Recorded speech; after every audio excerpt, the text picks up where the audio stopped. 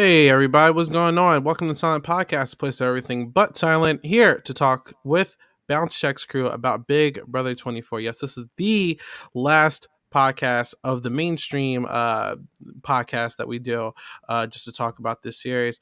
And this has been an interesting season. There's a whole lot to break down and talk about, and it should be a fun one. As usual, I'm here with my crew, as usual. Katie, what's going on?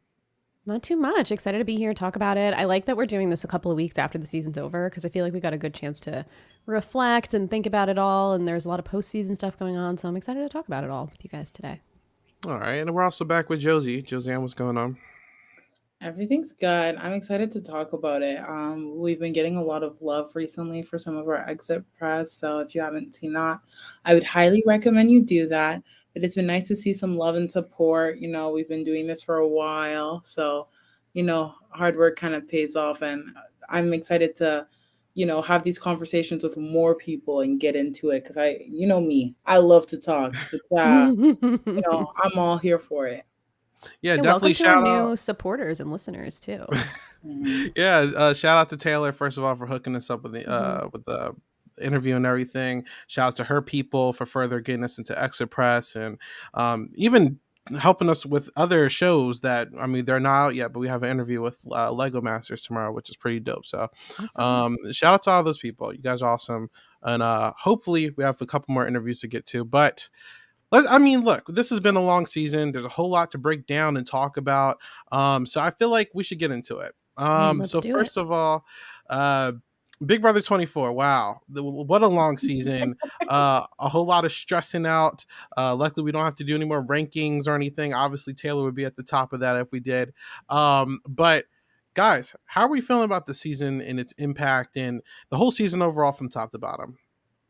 It's funny. Like, I was thinking back the other day about when we did our draft with Sabrina and Josh and how we did it like a day or two after the season started just because the cast dropped so soon before the show began. And we were just so down and out. We were just like, ugh, these people suck. Like, the season sucks. We're just like, not already week one just because of everything that was going on with Taylor. And I'm really glad we stuck through it because I don't know that we've ever gotten a story in any reality show, let alone only Big Brother, like in any competition reality show like Taylor's. And I'm just so happy that we were able to like live through it all live, see the feeds. Like these are these types of seasons that you go back on a rewatch if you're not a fan and then just be like, man, I wish I could have seen feeds during the season. Like we did it all in real time. And I'm just glad that we're here to talk about it. And I'm just so proud of Taylor. She really crushed it. Yeah, this season was really hard. I think, there's only been I think I started watching Big Brother live season either 13 or 14, one of the two. And then I rewatched everything back and then, so I've only gone there's been hard seasons for me, namely 15 and season 21, I believe. Yeah. So those seasons for me, I just didn't watch feeds. 15, I was way too young to be watching feeds. I was going Mm-hmm. to, I don't know, elementary school. I don't know. I can tell you, but I was doing Play-Doh, and then 21 from the jump, I could tell the vibes were off. So I was just like, let me not do the feeds for this one. And so to be a part of this season and watch feeds and just struggle through it, we mentioned this in an exit press, but also like at one point we talked about how we weren't sure if we're going to keep doing coverage just Mm-hmm. because it was so hard to watch. You see people, yeah, they're playing games, but you see that these are actual people, and some of the treatment in the house towards Taylor was so disheartening and hard to watch, and it was a big discourse like all throughout the community. Julie Chen even did an interview which was horrendous. Like Horrendous. it was a hot garbage. And so, to see that we stuck through it and to see that there is light at the tunnel, a lot of these seasons, there it doesn't seem like there's light in the tunnel. 15, I mean, I don't really hate Andy, but it's just like it doesn't feel all encompassing of like, what could have been right. And then 21, we saw who fucking won. So, to see that we actually have these games where the good person or the good guy, good woman, whatever, can actually win, can actually conquer it all, and that light at the end of the tunnel. I think this it really shows a beautiful story, like you Mm-hmm. mentioned, that I don't think we've ever seen, and it's beautiful to see that. It's I think a lot of people felt like it was a win for them, whether it was a black community or women or people who've just ever felt like an underdog in their real life. So honestly, 2024 is a season I think that could have been overshadowed by the treatment or the darkness of the season, but just like Taylor, the light at the end of the tunnel, it can actually happen and it can actually be good. So very thankful for the season. Yeah, I think it's interesting, right? Where I feel like a lot of people, myself included, we were in the mentality of like Taylor or bust, right? If Taylor doesn't win, God, this season sucks. You know what I'm saying? But I feel like there's kind of like a revisionist history a little bit, right? Where I have seen some people say like, "Oh, this is a top tier season. This is so good." I'm like, I don't think so. Like, I don't think it's a top tier season. I think it's a top tier winner. I think it's one of our best, if not the best, outcomes when it comes to like a underdog really like climbing their way to the top. But my God, like some of these episodes are borderline unwatchable at points. Just to think of how we felt before the formation of the leftovers, I was so down bad. And Mm, then even when the whole twist happened, where we'll get into that, where the house is split, and then mm-hmm. basically the leftovers got blown up. I was down bad again. So it's like, and then there's this whole Kyle situation. There's a lot. So it's honestly, it's going to be a hard season to ever rewatch. I feel like at some point I'm going to have to rewatch it. This is technically like the first episode of the whole rewatch series I'm going to do. It was starting with this one, so it's interesting, but it's hard. It's a very hard time to watch. I feel like I had a hard time watching it. Like I watched BB15, I had a really hard time watching that back. So I'm interested to see how I feel now that I know the outcome, because I remember rewatching Big Brother 15. Even though I knew the outcome, I was pissed off again. You get what I'm saying? So Mm-hmm. we'll see. I'm also kind of going to go on a low rant here. Big Brother, production wise, I feel it's very unwatchable, because the show, compared to a show like Survivor, is very hard to binge at a later point. It's feeling like if you're not watching the show in real time with the live feeds, with social media giving you all these updates, it's kind of hard, because it's like they're blatantly like hiding a lot of things now within the show's edit. God, people, half of the people who were around at the time don't even forget Big Brother All Stars, where they completely erased a day of Big Brother history because of a Mm-hmm. wall yeller. It's like they're kind of hiding a lot of things now. So um it's kind of iffy. It's like if I'm not watching the show when it's airing, it's like, am I really going to get the fair edit of what's going on? I'm not going to forget Tiffany looking like a villain half of the time last season, or even at the beginning of this season, they're sort of trying to justify why Yeah, Taylor was doing, why yeah. she was hated on. You know what I'm saying? So, Yeah. um, I don't know. I feel some type of way a little bit, but ultimately we got a good ending, so I'm not going to complain too much. But if Taylor didn't win, God, everyone would be screaming to the top of the mountains, man. So I I crazy. I'm glad that you mentioned production because that was one thing I think for the review of the season needs to be talked about. Just because I've never been so frustrated watching a show knowing live feeds. Like I don't know if I've ever felt that way before. Maybe it's because I'm more dedicated to like live feeds on Canada, so I feel like the portrayal is more cohesive with what's actually happening in the house.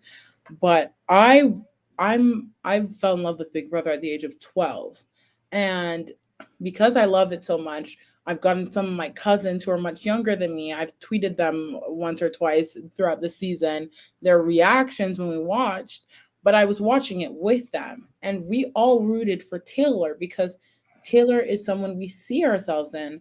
And so, I'm watching it and I'm so frustrated because I'm seeing my cousins who are like, I don't understand. I don't Mm-hmm. understand. Like, it just doesn't make sense as to how it was executed. And I tweeted this, and like in the beginning of the season, I just said, if they would just edit the show how everything went down, everything would make a lot of sense. And because Taylor is the winner, when you look back, it ages like a milk on a hot sunny day in freaking South America. Like it looks horrible. It just doesn't make any sense. You know, Paloma's in the DRs talking a lot, kind of becoming this sort of narrator. And it just like it's very frustrating because one, Paloma leaves, and that's like out of her control. Mental health is important, whatever. That doesn't excuse what she did, but she leaves. It just removes the entire narrator that you set from day one. Then you have to explain why the leftovers are being made, but it doesn't make sense in its entirety. Like the reason why the leftovers were made was because Taylor was being treated some type of way, and these guys were feeling, you know, outside of their own alliances, so they wanted to use Taylor as a number. Like that's how I feel personally. That's the entirety. But why is Taylor treating that way? Why can Taylor be a number? Why can Taylor be a shield when she's really a sword, which we'll talk about, Queen? It gets there's an evolution to the game, and it just feels like because production edits things a specific way, it just looks garbage. It just doesn't like make sense. Like it's like confusing and casual sometimes, just nod and smile. And it's like they don't really care to look into it because how like maybe they're not as invested as other people are. But I feel like it's a shame for those who are just casually watching who don't get to experience what the actual gameplay is and what it's supposed to be. Not to mention that now competition, sound editing, it just feels like a Nickelodeon show sometimes. And I'm like, hello, I'm Yeah. 21. If I wanted to watch Nickelodeon, I would just go to Nickelodeon. Like I don't Yeah. it just yeah, it's just a little weird. I think what the Survivor producers have the benefit of and the editors is that obviously the show has already been filmed and it's easier to put together a cohesive story. And this is not to defend the producers of Big Brother at all. It's just, I think, you know, they do have a little bit of a difficult task in editing a story in real time as they go without knowing who's going to win a competition or what the outcomes are.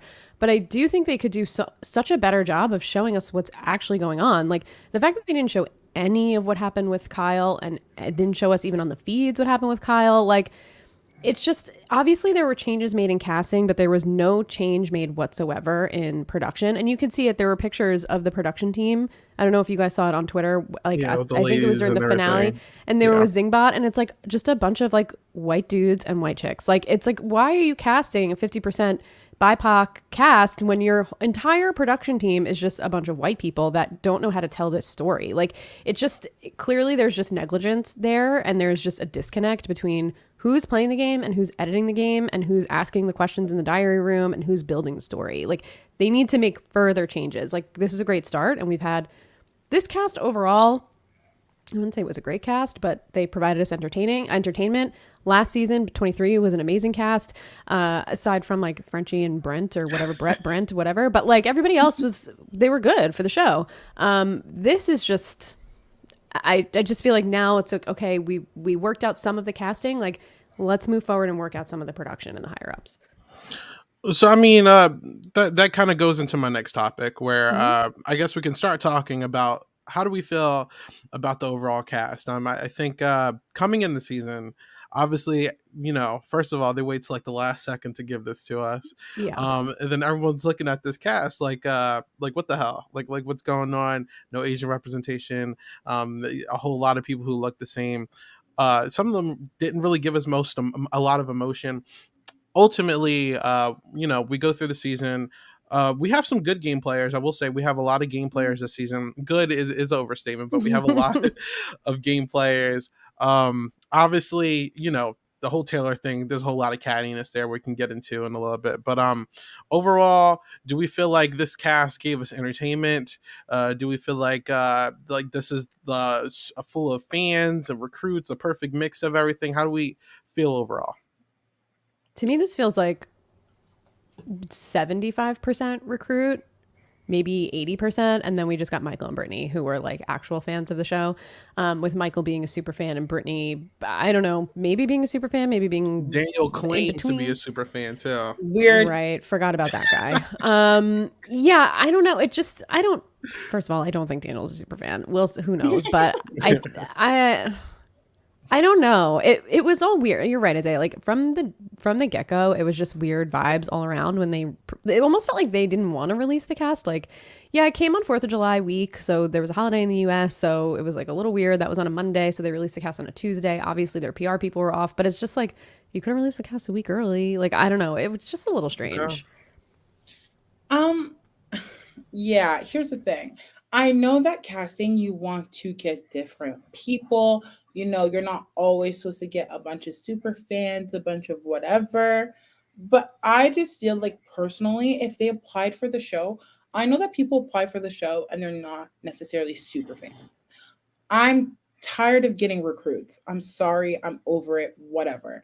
A lot of the times, these people who are recruited aren't even that entertaining to me. I feel like a lot of the recruits that we've seen in the past have not given what they're supposed to give.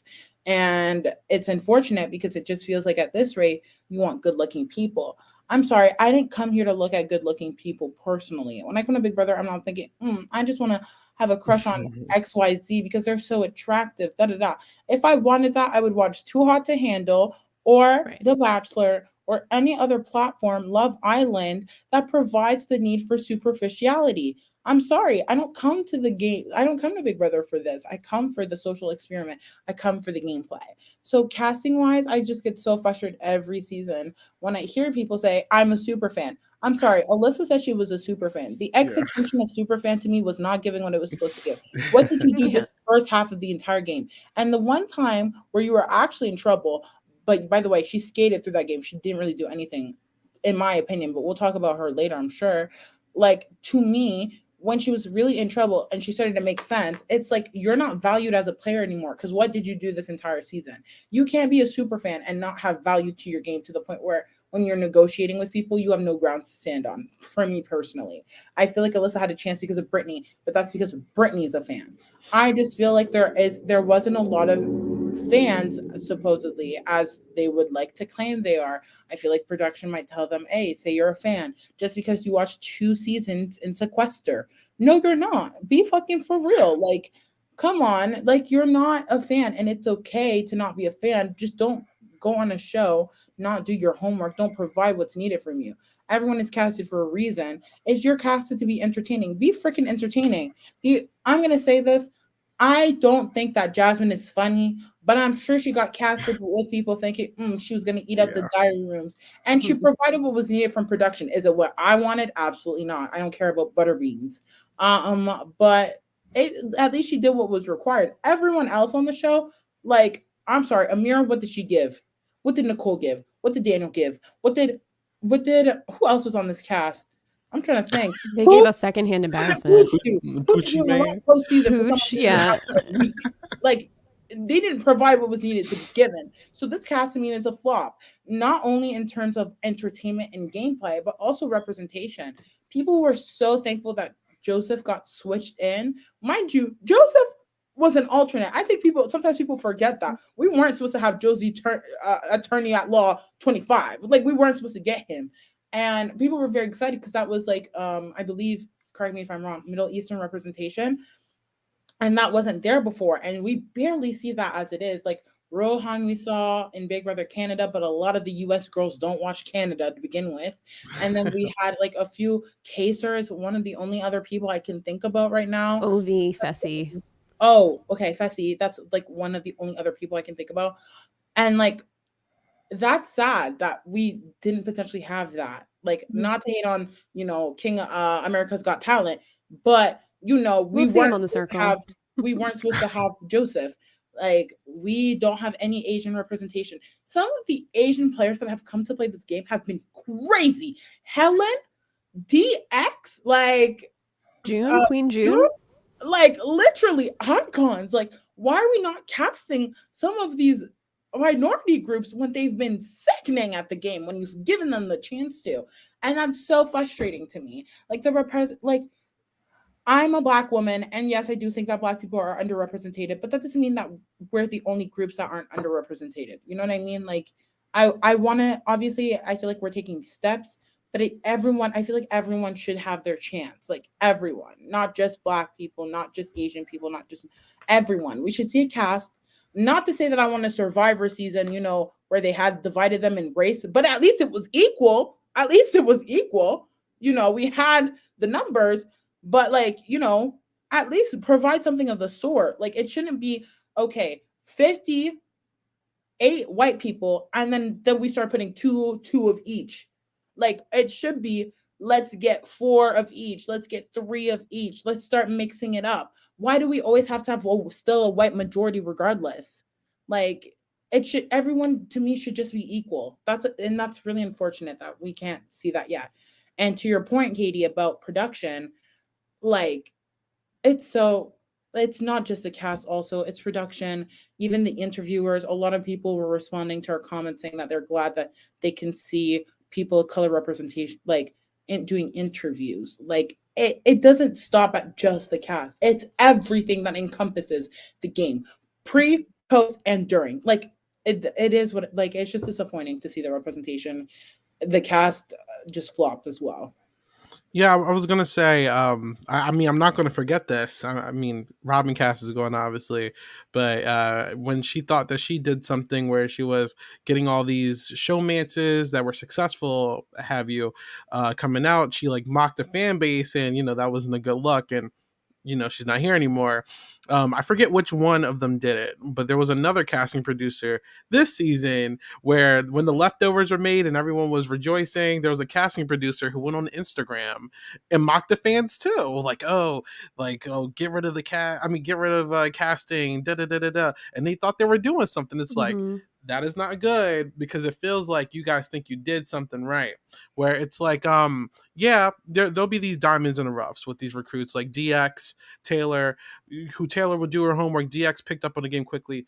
Yep. Beautiful. But like every 1 in 99 chance is not going to be like a crazy star. You get what I'm saying? So it's like, even with the recruits, Claire, a recruit, Joseph, a recruit, No, where it's Claire like, wasn't a recruit. or sorry, not recruit, alternate. They're both Mm-hmm. alternates. And it's like, why are they alternates, Right. but like you guys are willing to bring in these other people, so it's a little interesting, kind of trying to figure out what the parameters are looking for when they're bringing in new people. But it definitely needs to be looked at for sure. Lastly, I just wanted to ask, like, is there any people, well, you know what, we're going to get into that a little bit later, but yeah, casting overall iffy. I Before will we say start, for Robin Cass, though, I'll give her a little bit of I think she was a scapegoat because I'm not saying she did everything right, but clearly this is CBS production and Alison Grodner, Yeah. because she does still cast Big Brother Canada, and the casts have been really good for Big Brother Canada. I mean, Big Brother Canada 9 had an all-star cast. Like, that cast was amazing.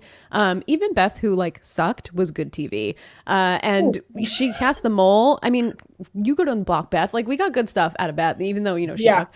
But I think, she also casted the mole this season on Netflix, and the mole cast is incredible. Like, we have an amazing cast on the mole, and it's diverse, it's interesting. Like, I don't know that it was her necessarily. I think it was the higher ups who just want the showmance, want the drama of like I don't think, why do they care so much about showmances? Like, I don't really understand. It's not that interesting. Looking at you, but Allison. Yeah, I mean, that's where I think it really is. And like, I think Robin Cass, unfortunately, was just the scapegoat. I'm so glad not that she's perfect. No, I'm glad you said that, Katie, because I wholeheartedly agree with your sentiment. In my opinion, I have yet to see a Big Brother Canada cast. Well, season 4 is debatable, but I have yet to see a cast where I'm like, ugh, like this is nasty, right. This is gross. Like, what does it give? It's not giving any. Like, I have yet to see that, and I can be critical. Yes, probably we can in Canada, whatever, but I can be critical of Canada just as US, and I have yet to see it flop. And I personally think it's because it's what the team wants. What is their end goal? Because, whoever is casting is just doing what is asked of them. They're not actually deciding whatever they want and picking at random. They're looking to someone, or they are getting something from someone who's telling them to look for these specific people. And that's the issue. Like, whoever in the Big Brother US camp, is saying, let's get these showmances. Enough. There is so many dating shows. There are so many dating shows. I'm telling you right now, if the girls are interested in that, they'll look for it elsewhere. If that is their initiative, that's their end goal. I would love to do a survey where everyone who watches Big Brother, raise your hand if you're there for the soulmances, because I swear to God, The Bachelor is right there. Love Island is right there. Like, there is no reason or purpose for me to be looking at Big Brother for gameplay and showing up and getting Kyle and Alyssa showmance Days of Our Lives tease. I don't give a fuck. Sorry. All right, listen, I ain't forget Holly and Jackson just a couple of seasons ago. Holly said, like, Dude. I was supposed to be on the Love Island, and I'm here now. Joseph and Taylor got recruited for F-Boy Island before Island. coming on the show. Oh my God. Let's, like, why? There are clearly people, and I'm not saying this about the cast, I'm just talking in a general sense.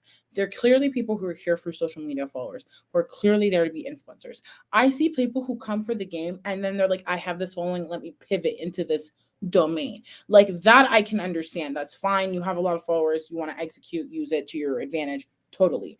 But there are clearly people there for social media, for to be there, to be on TV, to get clout, to get whatever visibility. And I just don't like it when people aren't forward with it or honest with it. Like, just be real, because we're going to see it anyways. But then at that point, we're going to call you fake or whatnot. Like, for example, Joseph mentioned how he wanted to get some visibility on some of the things he's fighting for. And all of us were like, oh, that's so sweet. No one literally hated him for it. No one like hated him for it, but it was honest. It was sincere. Now I'm going to give hate, like not hate, but like I'm going to look at Alyssa and Daniel sideways because you claim to be super fans. Are we watching the same show? Like, hello, it don't make no sense. It don't make no sense. Like, be for real. Like, be for real. Like, we casuals, super fans, whoever we are, we're not idiots. We're not idiots. We see right through it. So I need you to start casting people who actually want to be on the show. And if they are coming for visibility or whatever, at least have a freaking understanding of the game. Like, I'm so tired of getting there and people are like, what are you doing? What's a half knot? I think it's so funny. Like, I think back to Josh on Big Brother Canada this past season, season 10. And there was a conversation that he had with Betty on the couch, and they were talking to each other about how much they watch. And Josh was like, I've never watched a full season. And I just feel like that's so wild. Like, how do you go on a show and you don't even know what's going to happen on the show? You're like, how, just like as a person, if I were cast on a TV show, I'd be like, oh, I have to like binge this show to at least see what I'm signing myself up for. That's the wildest thing to me, is when people just like don't at least do a little bit of their homework. DX was the same way. Yeah, it's crazy. How can you just be like, yep, I'm going to go live in a house for like almost 100 days, totally sequestered from my family, and just not have any clue what I'm walking into? It's wild. Yeah. Strange. Real quick, I saw Courtney in the chat ask, is the mole still on? Yes. Yes. Check it out. It's on Netflix. It's and then so good. Good. And after you watch on Netflix, go on Tiny Bubbles on this network. Carrie and JD are covering it and having a great time. So anyway, that was a short little plug. I don't care. All right. So let's move in to the next topic. Before we start getting to like really crazy stuff, there's a couple more outliers, and one of them is the twist. This is, if you notice, part one of this is going to be talking about a lot of production stuff. So how do we feel about these twists this season? We've had the backstage boss, we've had the festy besties, and we had the split house double eviction. How does it hold up to the triple eviction they tried last year? How do we feel about the festy besties that got Nicole to force to work with Taylor at points? How do we feel about this stuff all together, guys? I think the festy bestie twist succeeded in spite of itself. Like, this twist was put into place to allow the majority alliance to steamroll the game to jury. Luckily, that didn't happen because we didn't have a majority alliance really at that time. I mean, we had Post Pack, but they were just dysfunctional. And then the leftovers came together, and then they were able to use that strategy, and we were rooting for them. But if we were not rooting for them, if it was Grateful, let's say, who used the strategy, we would be like, oh my God, the season is done. Like, we would have never had Jess as HOH to get rid of Jackson and Mickey. Like, you know, those types of things ruin seasons because it just gives these people like free pass to make it at least until the jury. So backstage, I think flopped because it just didn't, I mean, it was like canceled because they never even told the house guests that there was a vote for Brittany. Like, it was just weird. And Dire Fest was just, that was a lot. That was a lot. Yeah. I'm going to ask you guys a question because I'm going to answer your question, Isaiah, but I'm going to ask this. What are your top 3 Big Brother seasons of all time? I'm glad you asked that. It's All Stars. And then we got 10. And then I mean, personally, I could throw either 6 or 14 up there. But yeah. Okay, I'm glad you said that. Now, here's why. A lot of the best seasons, in my opinion, of Big Brother don't rely on twists at all. Big Brother 10, no twist. The No writers were twists. on strike, so it affected the game. There was no twist, and I think it is one of the best seasons of all time. A lot of the seasons we rewatch are older seasons that don't have twists. If there's twists, it has to do with the cast members itself and not actually with gameplay. For example, Big Brother 6 knowing one other person in the house, but there isn't actual a twist in terms of gameplay. I mean, they did bring Kaser back, but that twist, I feel like again, it has to do with the cast and not the house, and like how gameplay ultimately has to go shift astronomically. Big Brother 3 is one of the best seasons ever to me. BB2, if whether or not you like Dr. Will, a lot of these twists have to do with players, if there is any. 8 having like an estranged person, June season having an ex. They're like those things have to do with players itself and not actually with the game. The game is supposed to let people kind of navigate the game on their own and interact with each other. And so when you have a twist that has to do with the people itself, it's more so adapting that strategy with the same rules. When we have twists that change the rules, it's like I feel like, and then it creates an power imbalance, and it just ultimately makes the game unfair. And so people who have privilege in general are more likely to succeed, because even if a twist knocks everybody 2 steps down, there's still people who are ahead, first of all, in the first place because of privilege, that makes it now that they're still ahead regardless. Like, if we had that twist, the Festy Bestie twist on 16, like Derek still would have won. Like, you know what I mean? Like, it ultimately benefits this new style of gameplay, which is the majority alliance, which I think freaking sucks in the first place. And Katie mentioned it. Like, if we had another alliance that benefited from the Festies Besties twist, we would think that this season is horrendous and atrocious, and we wouldn't have gone the winner we did. But it's just lucky that for once, the people we're rooting for ultimately got the better hand of that twist. I think the backstage pass twist was nullified because Paloma exited, so it didn't really impact the game. But if you think about it, like, it's just like a little weird, because the whole point is to evict someone, and now you're kind of, it just doesn't make any sense. Like, I don't think any of the twists provided any better gameplay than what could have happened if we didn't have the twist. I think if you're gonna have a twist, it needs to elevate the game, and none of these twists to me elevated the game. None of it made it more interesting to watch. None of it made it like entertaining. Like, Festy Besties was kind of whatever to me.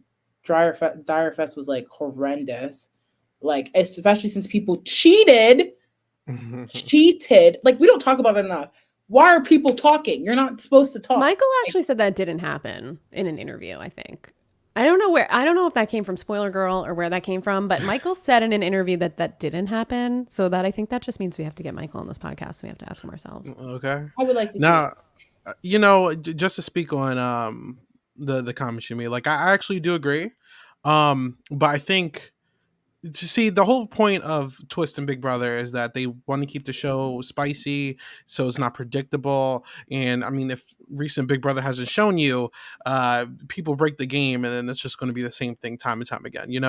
I think sometimes Big Brother has had moments where twists have worked. Like, they tried the veto, and now it's an integral part of the game. Mm-hmm. They tried double evictions, and now it's one of the most hyped nights of Big Brother. Sometimes it strikes gold, but I think the moment where they messed up, like they were getting a Project DNA, they were doing a Saboteur, which I kind of hope they try again, because I thought that I was would funny. love to see this Um, again.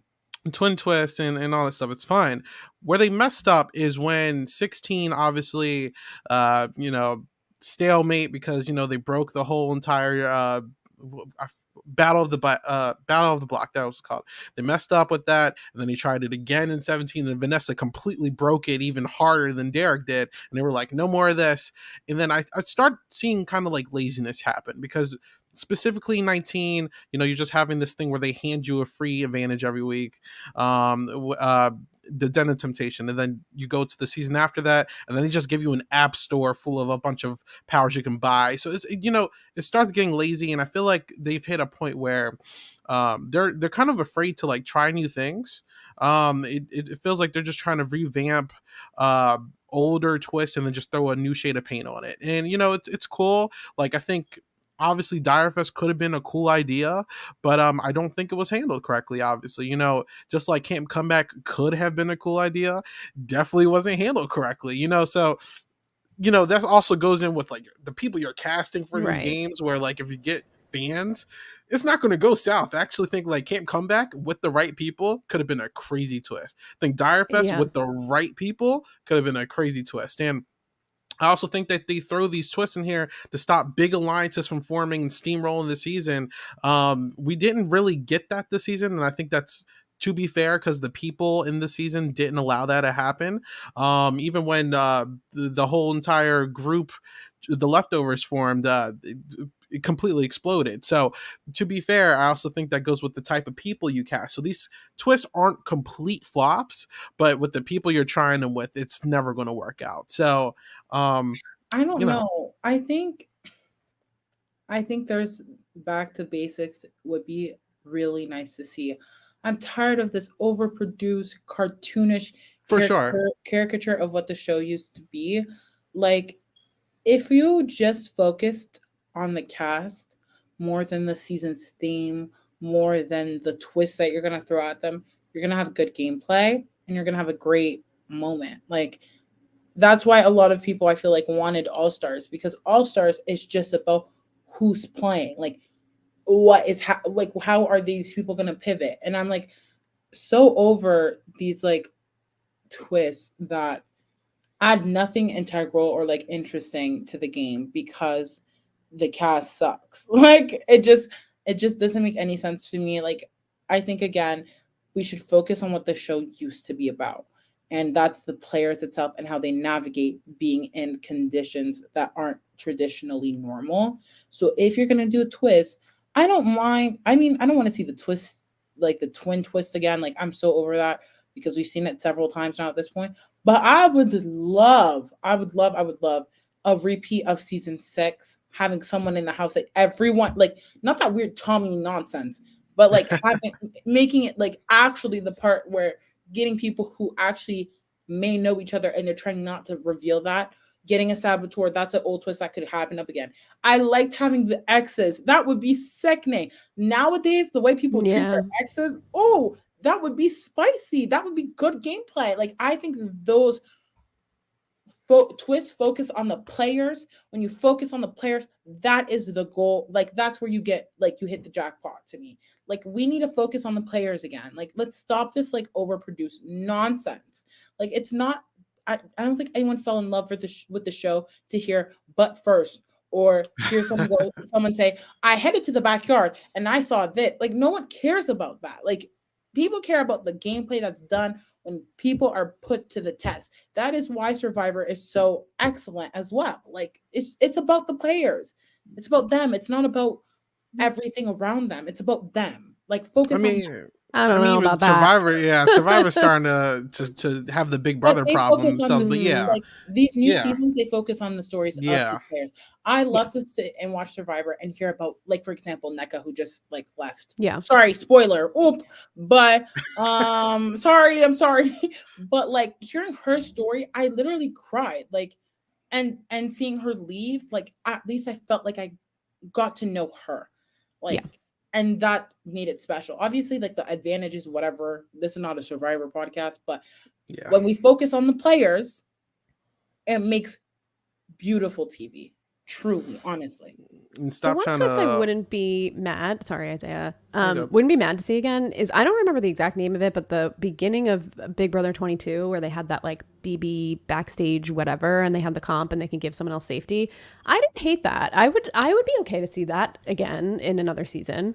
That's one that I think, was interesting, and it caused people to pivot from like that week 1, it was going to be Janelle and Kaser out, but Janelle and Kaser well, it was really going to be Kaser, but Kaser won safety and then gave it to Janelle. So it's like, oh, then Cody kind of had a pivot. I mean, obviously that season was just a mess on top of mess, but I think with different players and maybe pre-gaming or no pre-gaming, it could be different.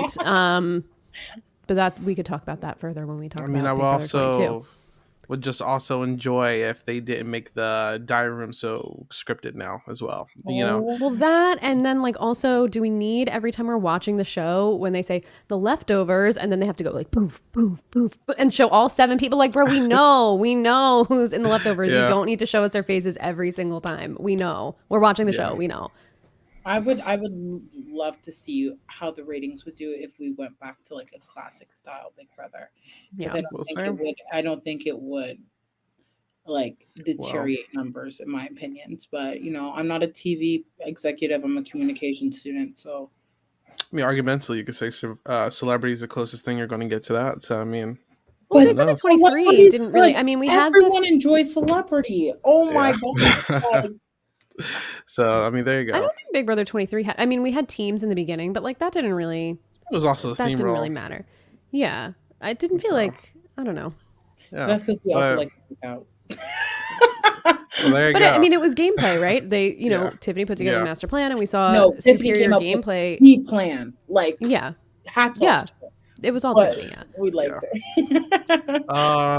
So the next thing I want to move on to, we do not need to spend a lot of time on this one because this is a very small factor. But the challenges, I was interested. Usually, the challenges are kind of borderline unwatchable, but I mean, they sort of kind of make it work with the live episodes. But it feels like this season there was like no live challenges on the show. Like it felt like they would start and then they will all go to commercial break and then fill half of the Monday or half of the Sunday episode with challenge footage. It's like what happened to the live stuff? What happened to Slip and Slide? Yeah, it's what weird. happened? Yeah, like a lot of the challenges that you get to see the HOH results on screen. I mean, the closest we got was the one that Paloma quit on, and I think that was supposed to be something completely different. We saw Taylor's second HOH, the fashion comp, on, but I think that's the only one we saw the outcome of on the show. Yeah, that bothered me. Josie's coming back, by the way. She accidentally dropped. But yeah, that bothered me. So, I don't like the fact that we didn't get any like live outcomes during the show, and I had to watch like having to wait for the internet to basically give you your answer, and then you have to wait for the Monday episode. It's like I already know who won. I don't care. Like come on now. So that also was a big issue of mine. I agree. I think the comps themselves, though, were a little bit more evenly balanced. Like, I thought the one that Turner won, where they had to hold on to the thing and then sit down, that was interesting. Like, I felt like they were more, like, equitable for anybody to win, rather than, like, somebody like Amonte, who would typically steamroll every single comp, right? Like, I think they were a little bit more evenly balanced for anybody on the cast to win. So I did like that. I thought, like, the 5 a.m. veto was pretty interesting. Like, I can't... Just that day, waking up on Saturday and seeing the veto winner was Brittany at like 6 a.m. I was like, what? How do we already know? Like that kind of stuff I thought was interesting. But yeah, I think they're showing way too many comps on the show. Like the show is like edited around like all of the comp rather than the game, and then just like putting the comp in, which is a little frustrating. And like seeing, give us more comps on the feeds. Like I wish we got Slip and Slide on the feeds. It's always fun to just, everybody all together on the internet watching the feeds together to see who's going to win. But hopefully next season. How about you, Josie? Yeah, I kind of hate this new weird format that we have where we just don't know who's HOH after Sunday. Like we used to tune in, we used to know most of the time, unless it was like a wall comp or endurance related. We used to exit Sunday at least knowing who would win HOH. And to me, that made me more excited to watch feeds. Because I was like, oh my god, now I just want to know. I don't want to miss any second of the gameplay because you already know who's HOH and like game is always being done, so it makes me excited. But now this like whole, I think that one episode was so blatant. We had a commercial after commercial, and then we get onto the show, and then they put on a commercial, and then we get to see them for 2 seconds. The competition isn't that deep, and it's a 2-parter, mind you. So it's not even like we could have seen that whole first part anyways, but we didn't. It wasn't. It didn't take that long. They were just going through stuff and looking for whatever it was. I forget, but I don't know. I just don't like this new format of like not showing us who wins HOH on Sunday. Like I hate it. I think it's weird because then we have to go into Sunday's episode, and then we don't. We see half of the episode is competitions, and what's so annoying about that is because we as live feeders see gameplay that's happened and that is relevant, and even if it seems like the smallest thing, and then like grows into something bigger in the next following weeks. So we have to do these weird flashbacks sometimes to get context. I'm like, if you would just show what was relevant on the Sunday episode so that we could have context going into it. That's what I think the Sunday episode was always about in the Mhm. first place. I think it like we would enjoy it more. I find it so annoying like that we do that. And here's the thing about the competition commercials. We've always had that. To be fair, like when I go back, sometimes they've always plugged in a like movie or sometime, and then a lot of the time it's like based off that. I don't really care about that because ultimately whether it's a competition or not, it doesn't like the bros stuff. Like, it didn't make me want to go watch Bros personally. But if people want to waste their money on that, that's like not the movie. But when movies particularly want to spend money on competitions, like it doesn't influence me to watch the movie. So it's honestly a waste of time. But so I've never really cared about that. But I hate that the competitions are now being moved and it's hindering us seeing actual gameplay. Like competitions are a small ounce of like the actual game. I think Big Brother in its entirety is a social aspect. And then there's competitions and strategy that go hand in hand with the overall flowing of social game. So honestly, these comps, I kind of hate how they've kind of overtaken the show, and that's what I think also aids this whole like my perspective of it giving a Nickelodeon show because it's so focused on that and those sound effects. Like it's not an enjoyable series. Like Mhm. no. Yeah. Also, I'm trying to decide if Zingbot has ran its course or not. Like, I think Zingbot yeah, can go to bed. like the Took the a long fact that rest. that affected gameplay this time, like calling Taylor Ice Queen. When was she as an Ice Queen? So it's like I I think know. that was something that one of the other girls said, and then Monty like ran with that, and I was like, all right, I'm good off of Zingbot. So I mean, even OTEV, I'm kind of getting bored of it too. Like, give me something new. Like, I'm ready for Mhm. something brand new. But Zingbot literally called Michael ugly. Like that's not fun. I mean, that's yeah, such mean. Like it's just not even funny. Like at least in the past, like I felt like yeah. Zingbot was kind of funny, but that's just like I've that's kind really of been mean. off of it since the season that they had a comedian come on 16, and she actually made me laugh. So I'm Oh, like, Is that Kathy Griffin? Kathy. yeah, I'm Yeah. like Zingbot's kind of lame now. Like, so, Yeah. I'm Yeah, just have Kathy um, Griffin roast them. yeah. Kathy Griffin, like that Well, I when mean, she her goes and up to Julie Zach, aren't when she that goes up right to now. Zach and says, Really? "Zing, motherfucker, zing." It's so good. Like I don't think it's ever been topped since then, in my opinion.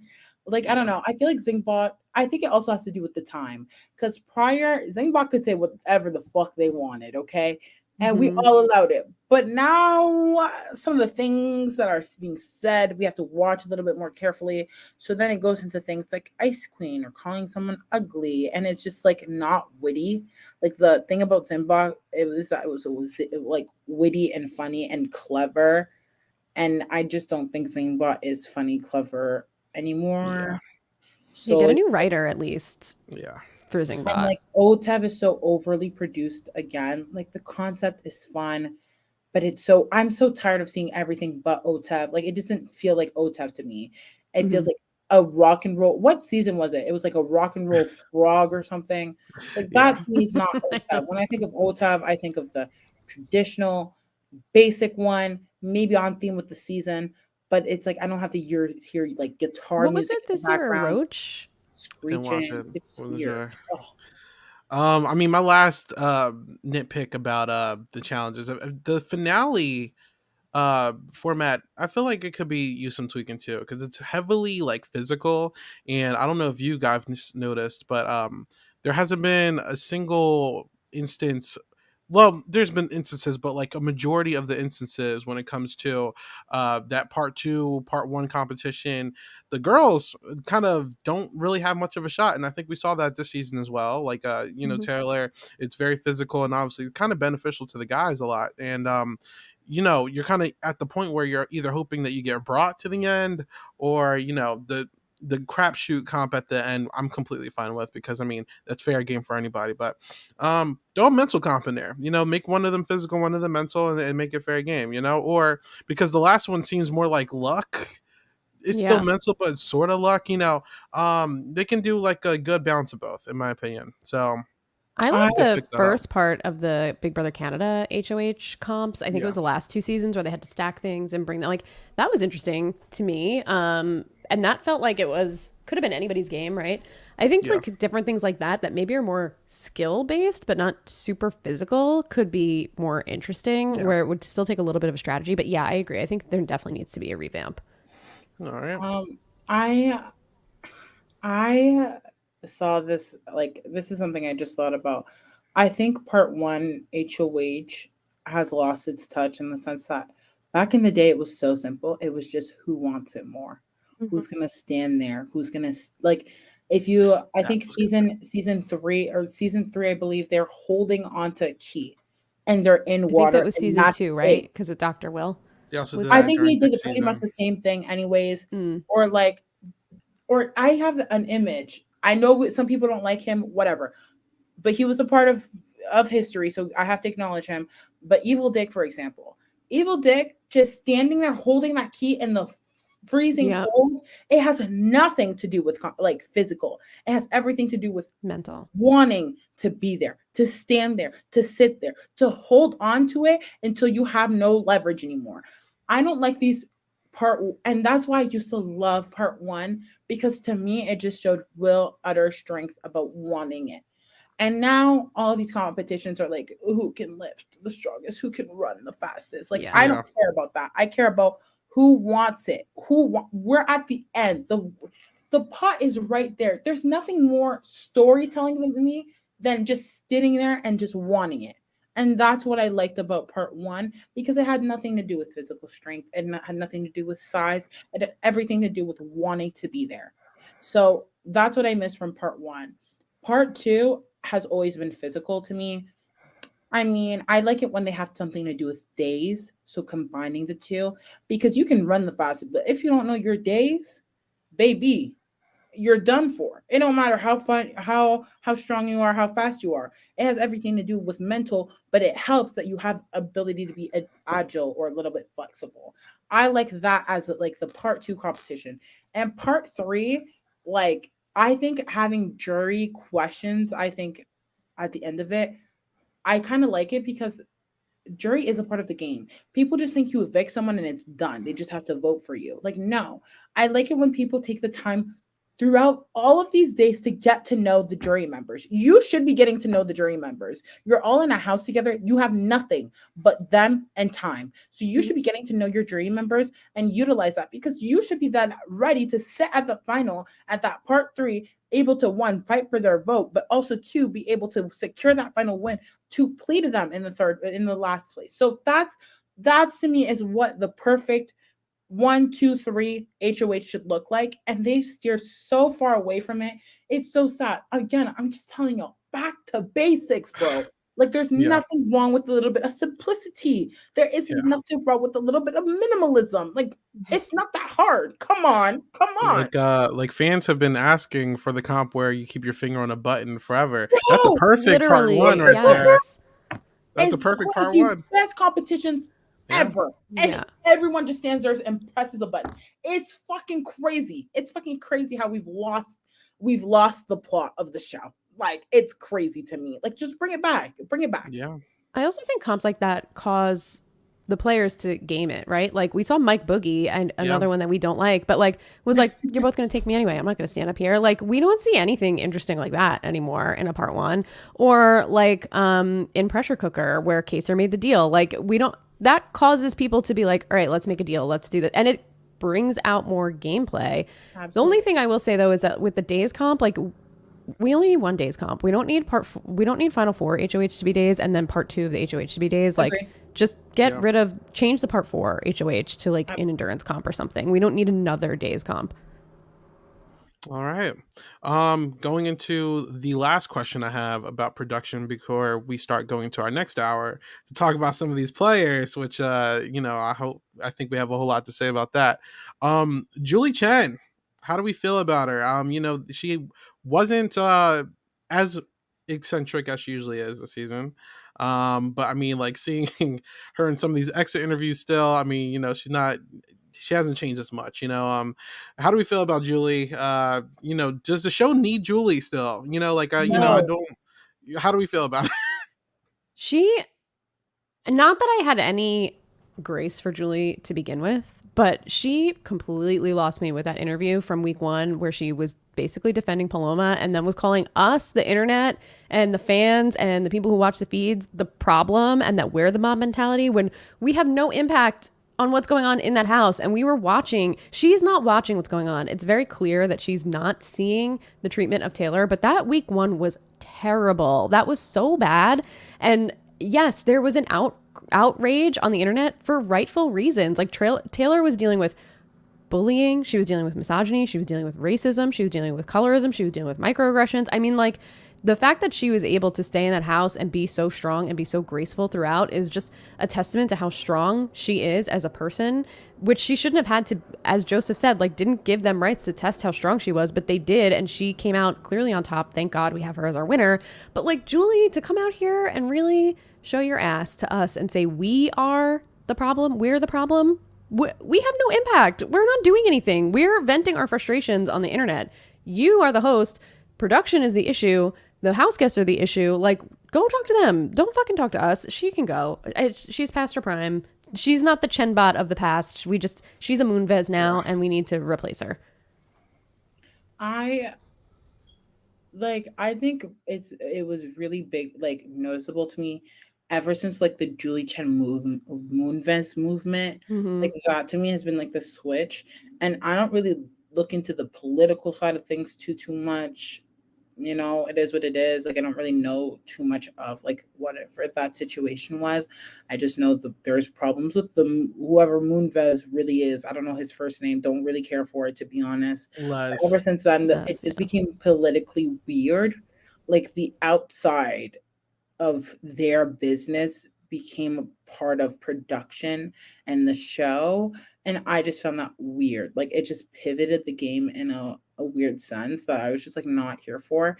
And I honestly think that Julie is so out of touch with this game. It's absolutely crazy to me. You watch her interviews sometimes and you're like, did you watch the show?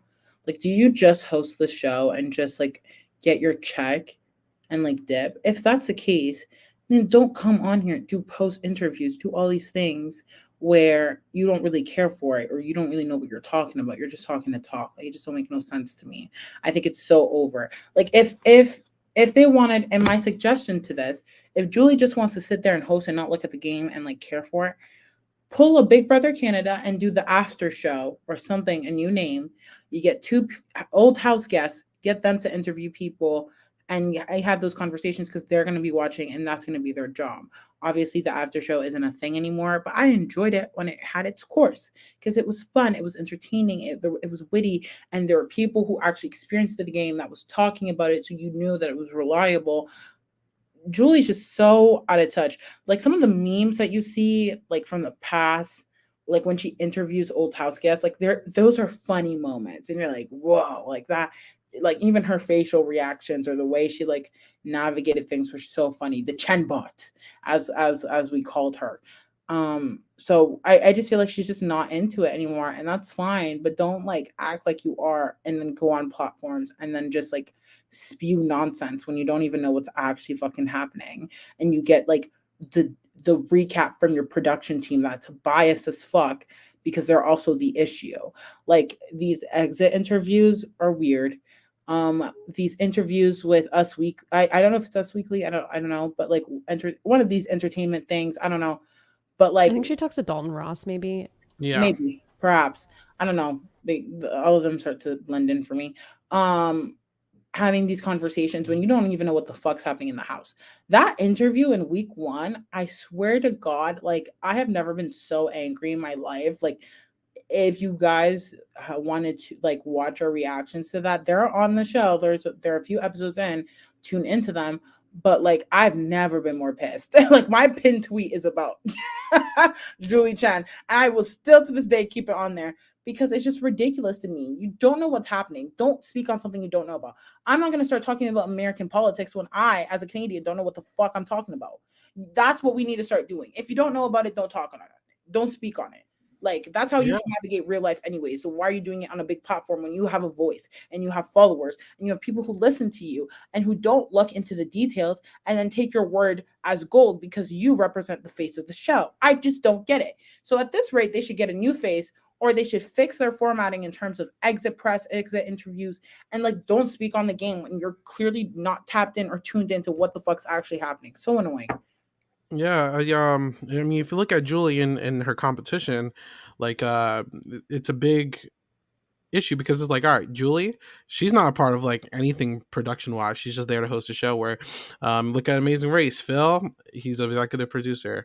If you look at Survivor, Jeff Probst, executive producer. Big Brother Canada, Arissa, executive producer. Julie Chen, she's just a host. So it's like there's something there. You know what I'm saying? Like, she's not really a part of the system. And I mean, even outside of Julie, why are we still bringing Dr. Will back, who blatantly doesn't watch a show at this point? Where there's people, I mean, Danielle's not going to come back anymore, but during All Stars, Danielle Reyes was like, bring me hosted. I will do it.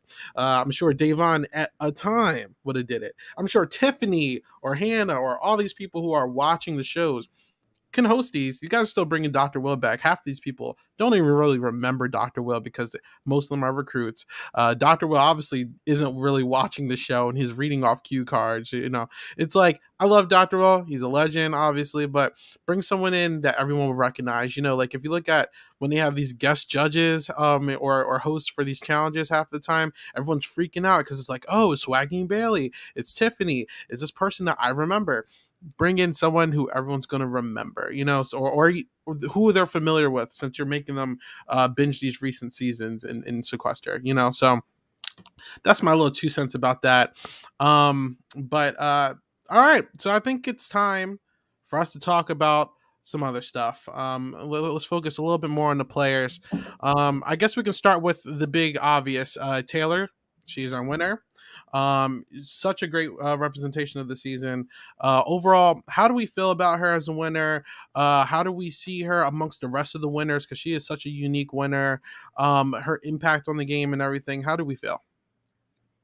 I think the benefit of us being a little further removed from the season before talking about it is that we can really think back, take it in, and have a minute to decompress. And I think in that decompression, for me at least, Taylor has risen to close to the top for me. I would put her in like an A+ winner tier if we were doing a tier list. I think not only the resilience of her, but just the way that she navigated the game and, was working with the girl. She let herself get used and really just let herself like do whatever she needed to do to make it from week to week to week. And it wasn't like, I can't go up on the block because of X, Y. Like, she did it. She did whatever she had to do and she left it all out there. And she was so self-aware. Like, I listened to her game recap with Taryn Armstrong, and just listening to her speak on week over week and how she remembered every single detail of what was in her mind at that time and why she did what she did. I was like, God damn, this woman is honestly incredible. Like, she was so conscious of every single thing that she was doing and like why she needed to get closer to this person at this time or why she needed to have a conversation with this person at this time. Like, it was just a masterclass in social game. And like, yes, at the beginning there were issues and it had nothing to do with anything that Taylor did at all, but she stuck through it and she was able to come out on the other side. And I'm just so impressed by how she was able to just have the end in sight from day one, and she did whatever she had to do to get there. And I just think that that's really what this game is about. And she got to the end and she said it. She said everything that she did in her speech. And it's like, she knew. It's not like this got handed to her and she just happened to make it to the end. Like, no, this was all on her. She didn't get dragged there. She did it. She did that. And she's able to speak to it and she's able to articulate it week by week by week by week. And like, I wouldn't be able to do that. I don't remember what I did 3 days ago. I can't articulate myself and say like, oh yeah, well, first I did this because this is what I was thinking. And for her to be able to think back 90 days or more and be able to say, this was what was in my mind and this is what I was thinking. It's just so impressive to me that she's able to do that. And I think just the fact that like her speech was just so incredible and just like I don't know. She's just amazing. She's amazing to me, truly. I think she's great. And her HOH was not as bad as everybody made it out to be. Okay. So let's give her some grace on that. I mean, even to shout her out, I mean, like her impact with outside of the show is tremendous. Where, I mean, I've been lucky enough to speak with her here and in DMs and watch her on all these other platforms, but she's even used her platform to project a whole lot of new voices in Mhm. media, a whole lot of POC podcasters, content creators, bloggers in general, because she said that it's very important to her to have a lot more representation, not only in the house but outside the house. So Yep. if we're going off of impact, first black winner, definitely helping a lot of the voices outside of the house. Super underdog, like she's just awesome as a winner altogether. Where to rank her, I'm not sure yet. Hmm. She You has already such did. but she has such an interesting win. So I'm very curious, but like I put her in the upper echelon, at least top 10, for my own personal list. I don't know if that's a wrong read or not. There's a lot of people recently who told me I was wrong, and there was a lot of people recently who told me I was right. I had a lot of past and present players DM me. That was pretty cool, hating and enjoying my list. So I mean, who cares? But like I'm that was also very fresh. So I'm gonna wait a couple more months till I reevaluate my winners list, obviously. But as of right now, she's top 10, hands down. I enjoy her win.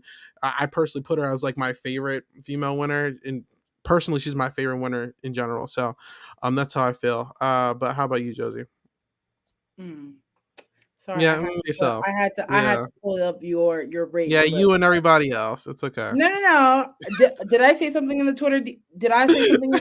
Did I reply? Did I You get to? got, you No, I got. did Listen, not. you're good. All You're right. good. You're good. You're good. I was looking at your list because I wanted to visually see where I would put Taylor. And I'm gonna talk personal a little bit later because I just want to talk about her as a game player itself and getting the time to reevaluate things. I think some of the winners in general, and that's why I pulled up your list because I really had to look. Some of the players benefited from a few things. Production.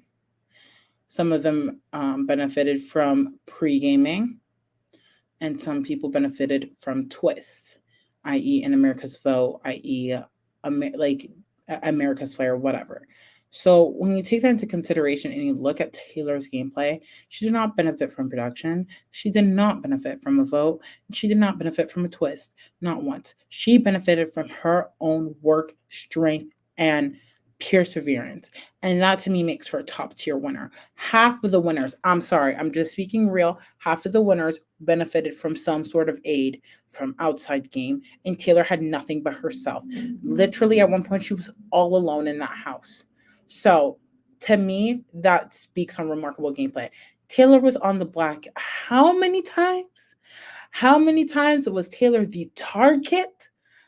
It just, you can't make this up. She deserves every single ounce of praise that she is getting as a winner. She deserves the winner. And she spoke on it so eloquently that I myself cannot come here on this podcast and explain it more for her. Like, it is so beautiful how she navigated this game strategically. Now, on a personal level, so already as a strategic player, she's up there for me as a winner, period. Then, in terms of when you put the personal and how she's taken her win and the way she's navigated her win has been absolutely incredible. I think a lot of us in real life have felt how Taylor has felt in the house. And as platforms ourselves, we try to speak our voices, we try to uplift voices, um, different types of voices, and we don't get as many opportunities. So for Taylor to be gracious enough, mind you, she's gone through trauma in that house. She has taken time out of her day to uplift every other creators who have felt the way they felt, whether it's in the media space, the podcast space, the Twitter space. She has taken every single opportunity to help those who have not been helped and who have had to fight. And it's not anything in comparison to what she went through the house, but a lot of us have felt the same sentiment. And that to me is just such a beautiful and gracious winner. And I cannot explain how grateful and appreciative I am for Taylor. Like, oh, Taylor win. Truly, I can't describe how much we needed that. Like it was her journey. Oh my god, I'm like about to cry. Oh, but I can't explain furthermore how much Taylor's win was so impactful. Like she is one of the most, like, the best players in terms of like just whole roundedness that we've seen in terms of impact throughout the game. There's strategic impact, and we've named some of them, like Derek, Dr. Will, Dan, whatever. But like Taylor's impact is beyond just gameplay. Like it's beyond that. And that to me is what makes a true winner, is the impact and the influence that you use your platform after you win. Obviously some people really just come for the game and they dip off and they do their own thing, but that's why she is one of the best players and one of my favorite players of all time. Yeah, I I feel can like, even. Oh god. sorry, I was just gonna say, I feel like she is almost like the new face of Big Brother in a way. Like, Yeah. I think just the way, even I think she said it to us, she said it in a lot of other interviews, but she was intimidated by this fan base because she was like, these people aren't going to accept me. They're not, they take their game really seriously. She did her homework. She was a recruit, but she went in, she watched old seasons. She didn't watch every season, but she did her homework and she knew her history, and she went in and she had such an accurate read week over week over week. I don't think there's anything that like truly took her by surprise, maybe other than what happened with Kyle and Direfest and what happened with Kyle, that she wasn't able to just completely finesse into something that would benefit her. And I just think she's just beyond so impressive. And Josie, you're absolutely right. Like, if this were anybody else dealing with the trauma that she's dealing with, watching the show back, doing it live on Instagram in some ways with Joseph, and like going through Twitter, reading all of these things, like I would be like, fuck this, I'm out of here. Like I need to like go into therapy for 100 years. But she's being like so gracious with the fans, and she's really become part of the community. And I think between her and Tiffany both coming out of the show and like just integrating so well into just like the conversation and the discourse and with the fans and hearing everybody out, like I just think that this is like, those two are just like the two faces of Big Brother moving forward. You know what I mean? Like I just think that they're going to do so much for the show and for the community in general. And I'm grateful that she won, and I'm just so grateful that we get to have her as, someone that we can all look up to in so many different ways. Because you're right, Josie. I think, we've all felt like Taylor at some point for a lot of different reasons. Like I can't relate to her in a lot of her struggle in the house, but I can relate to her in a lot of other areas. And I just think that she's such a portrait of like grace and strength, and she's just amazing. Yeah, like for me, I've been watching Big Brother since season 13 live, and I went back, watched every single season except for like 2 and 1, which I gotta get to at some point. But I watched all those back, and I've been watching live since. So I've seen every single season. And up till last year, I was like, is there any way possible we're ever going to get like a black winner? Like we had Hispanic representation, Asian representation, plenty of white, but like there was like no black. The closest we were to that is like Danny, and obviously that didn't go too hot.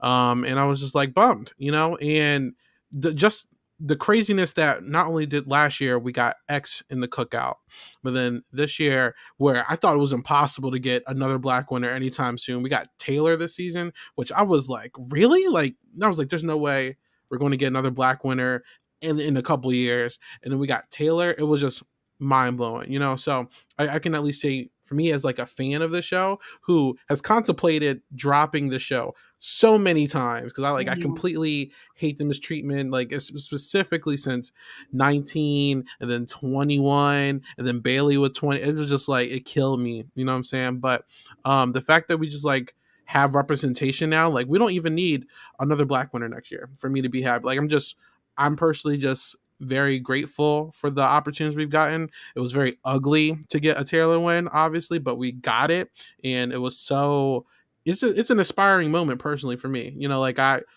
so excited that we just are even sitting here talking about this right now. So if that didn't explain impact and all that stuff, then I don't know what it does. But there you go.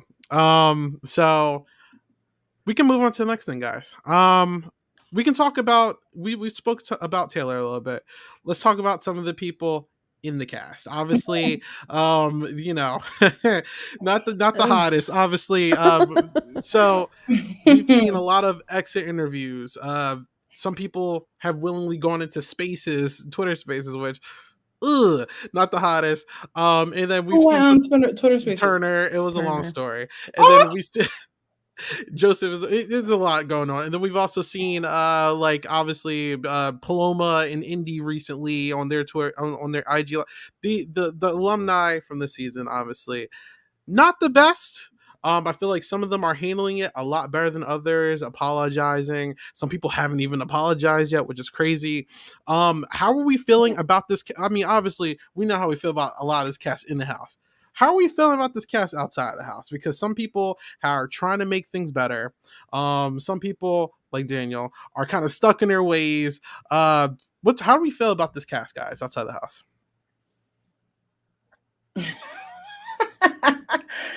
oh. It's a mixed bag, I think. It's a mixed bag. I am liking the fact that they are so open and interactive with the fan base. I'm liking that. I like that even though a lot of them were recruits, that they came in and similar to Taylor, but not as similar to Taylor, are interacting and, you know, becoming part of the community. I think that's kind of like a cool thing, because like we've seen a lot of casts just like get off the show and then never interact with anybody again, which I think is what our friend Mr. Second Place Monty is probably going to do, right? I think Monty is someone I want to address directly, like specifically. I've seen interviews with him where he has said that, or he's alluded to there being maybe some interference with the jury, or saying, well, there must be a reason that Turner's the only one that voted for me and he wasn't in the jury house. Like, let's put that to bed, sir. Like, you didn't really play a great game and you underestimated Taylor. Bring her to the end. First of all, she won Miss Michigan. Do you think that she's not a good public speaker? Do you think that she's not going to advocate for herself like a fucking pro? Did you think she was not going to put together an amazing speech while you're hemming and hawing up there and you're not even like articulating your game moves in a way that like people are like, oh yeah, that was impressive. Like, he says his biggest move was, I don't even remember what he said, but something that like, it was like trying to get Nicole or Daniel not to use the veto, but he did use the veto anyway. It was just like something ridiculous. It's a lot of the things that he said in his exit interviews really rubbed me the wrong way. Specifically, he said it in our interview. He said it in other interviews where he said, that bathtub conversation took place with Taylor out of love. Like, I'm sorry, you don't bring somebody down because you're feeling down out of love. Like, you are a gaslighter. You're emotionally abusive. Like, that is fucked up, and you need to get help for the way that you speak to and about women. And like, this man is fucked up, and I have nothing positive to say about Monty, especially not necessarily. He was very polite to us. I'm not, he was nice to us. He gave us time. He was gracious, but like every other interview out there and just hearing these PR answers, like I have no additional air to give to this man other than what I just did. Turner, I think, needs to do a little bit of reflection. I think he's just like riding the wave.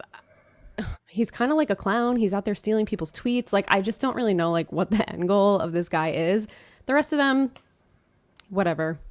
I don't really even have anything to say about Michael and Brittany. Like, Brittany's giving revisionist history all over the internet. I don't know. This was a bottom tier cast, you guys, I have to say. Joseph and Taylor are the only ones that we can really root for. As people. Indy's a maybe. Indy's a question mark. Yeah. Okay. I've gathered my thoughts. Let's get it popping. Amira, weird. It's getting weird. She was weird for what she did. Yes, Miss Ma'am. Let me get into you. Not coming on Twitter. Okay, smart move. If you're not ready to take some accountability, sure. But this whole I love Taylor. Nah. My foot, you like Taylor. Be fucking for real. Like, goodbye. Next, Daniel, freak-like behavior. Freak-like behavior. The comments, it's getting weird. Like, it was borderline. It's just it was very, very freaking weird of him to execute the way he did, asking people if you want merch. Do I look like I want merch from you? Who in the community wants merch from Daniel? Please speak up. Please step forward. I would like to see it. Hasn't apologized to Taylor either yet. He's never going to. He thinks he's He thinks he's Evil Dick version 2. Yeah, here's the thing. When people are like, like when men like try to relate to the Joker and act like they're the Joker. I feel like Yeah, he Daniel has thinks incel that that's vibes. what he thinks he's doing, what he thinks he's trying to. I don't know. Maybe no, you're not. You're not. You're really not. Um, Good luck with the Elvis career. I'm really ready for you to get out of my face. Next, Pooch. Pooch postseason is really weird. You were there for like 2 weeks. Why are you still in Todrick's house? Do you I see would his like to know. suitcases? Which is another conversation I would that like to know. Tajik. There's that weird ass picture of him that I saw on the timeline. Please stop sharing that picture. I don't want to block some of y'all, but that picture needs to be put to bed. To Is rest. there a way to mute a picture? You know how you can mute hashtags and Words. terms? I Like, would how can we love mute to that mute that picture? picture. I How can would. we mute that picture? It's so weird, like how Pooch is trying to, everyone kind of has a role to play, and Pooch is acting like he was in the jury. He was not. Okay. Next, Jasmine. I haven't seen much of her, but I see her partying with like people I don't like. So you I are who mean, you hang out according to with. Taylor, she apologized before even coming out the house. Oh, I'll say Jasmine and Indy, I'll give some grace to because they Mhm. apologized before even seeing what the world felt about them. I'll give them some grace. okay, slay. But yeah, you are who you hang out with. You can apologize. I can say, "Oh my God, Katie, I'm sorry for punching you in the face," and then punch you again. Like, does your sorry really mean anything? I'm not Taylor, so I can't take or accept or, that's not my position. But yeah, Jasmine, haven't seen much of her. Praise God. Next, Indy, the Paloma interview was like worrisome. I That was a choice. I don't think it was a necessary choice. I think first of all we need to stop platforming Paloma. Here's the thing: if I'm people surprised you even if watched it. Paloma's Yeah. assistant or whoever is her publicist, whatever the fuck, came up to me and said, "Josie, I will get you. I will. Paloma will come on your podcast." I would say no. I don't No. care.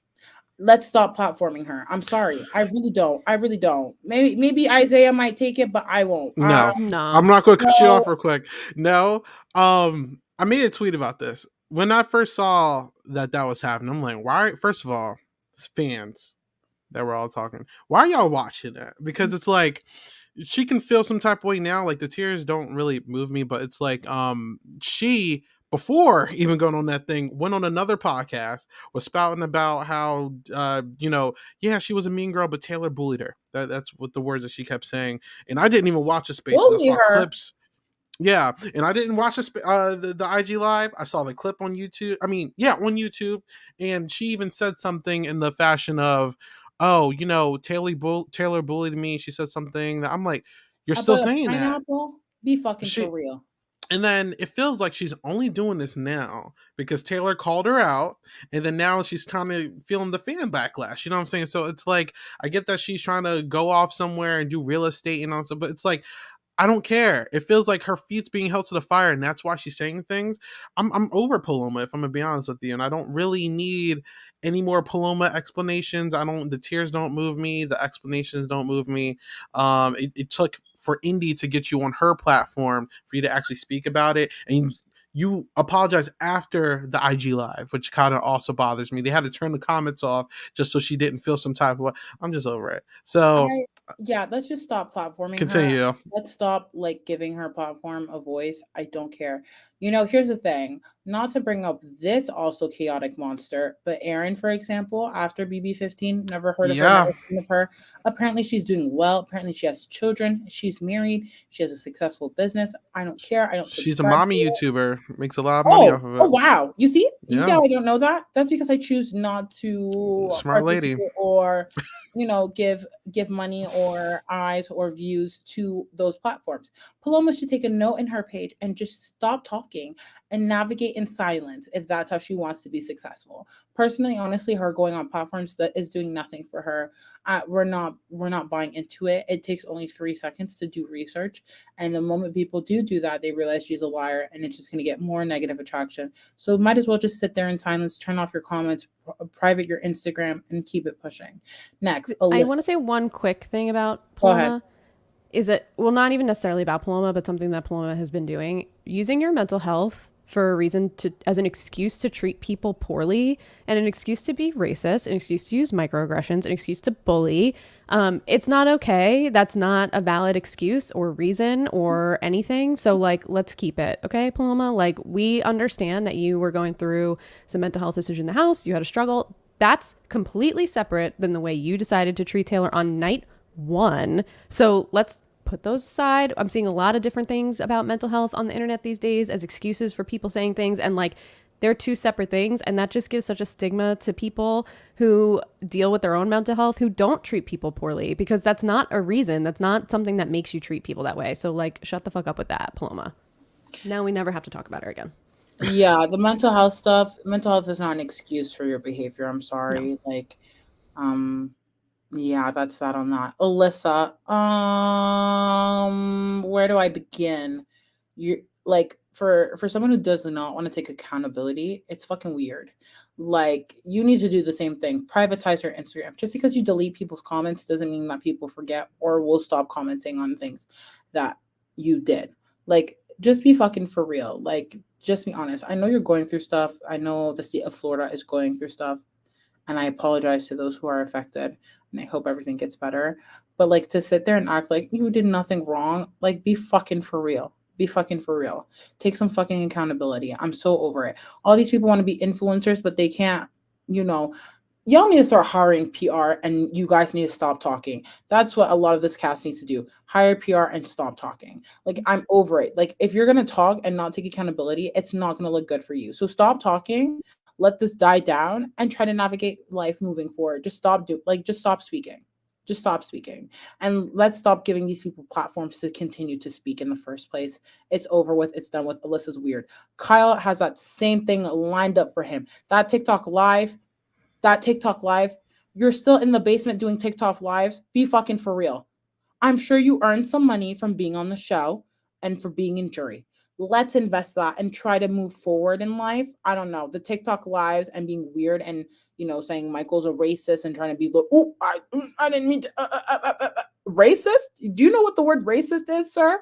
You don't throw casually the word racism into the mix. I'm sorry. It's weird. It's weird. Get off TikTok. Take a break. Stop speaking. Stop giving them a platform. Hire a PR. Next. Who else is left? Michael, thank goodness. One thing about Michael, I have not seen him. And, I don't think Michael also needs to catch some heat, whatever.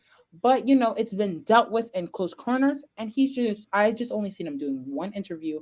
I did not click on the interview. I wasn't really interested in hearing it. Praise. Thank you. I'm glad that they had a conversation about that and they did it offline. And I don't have to see him and, trying to turn up on the timeline. That's a stupid mistake. I'm glad he's not making it. Thank you. Brittany, the revisionist. Oh my God, Brittany. Oh my God. What we're not going to do is act like you didn't do anything, Brittany. Like, going on Instagram stories and trying to change history. Baby girl, the live feeds are on twitter.com. If you would like to see it, they're right there. They're on youtube.com. You can also check and see what had actually happened. Her trying to lie about the Taylor microaggressions, be fucking for real. Be fucking for real. And then call Taylor her best friend in the same context as Alyssa calling her best friend. Be fucking for real, Brittany. Be serious. Be serious. You clearly cannot see the future, because that is not looking too bright right now with the way you're navigating how you're navigating Twitter. And then telling people, if you want one-on-one sections after it, come on. Hire PR. Stop talking. Stop giving people platforms when they spew nonsense. Who else is left?